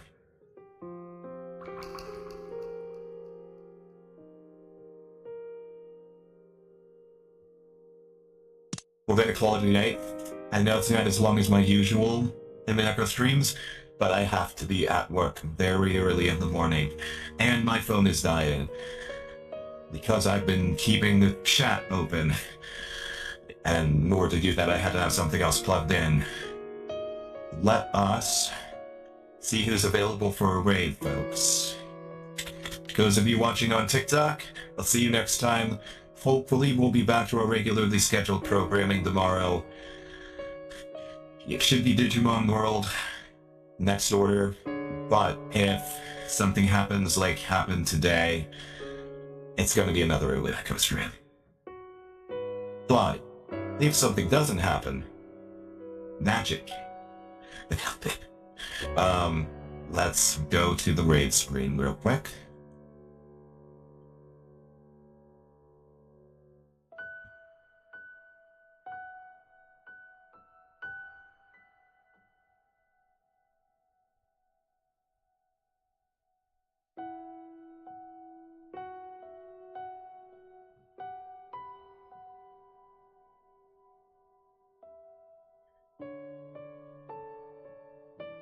Looks like nobody from my following list is currently available to raid. So,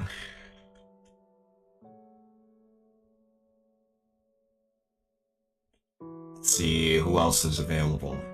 Search and filter by category. Let's actually do something lighthearted.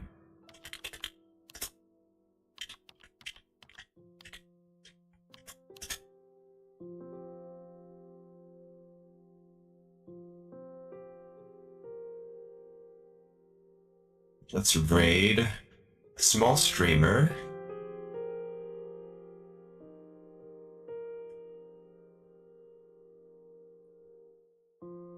Who's only been live for 5 minutes, playing the game that I want to play tomorrow. Good night. Thank you for joining us, Nate Third. Alright. Oh, they don't have an English chat. It's Filipino chat. Okay.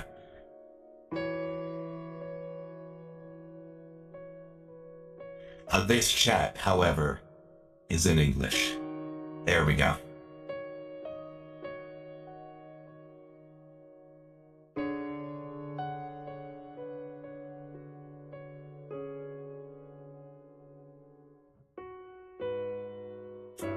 Hold on, canceling raid.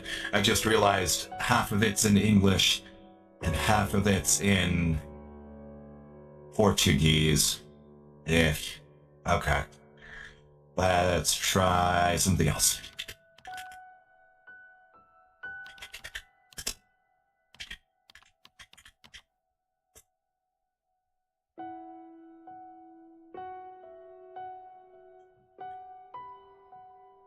Ooh, someone who just started playing Cyber Sleuth. Let's do that.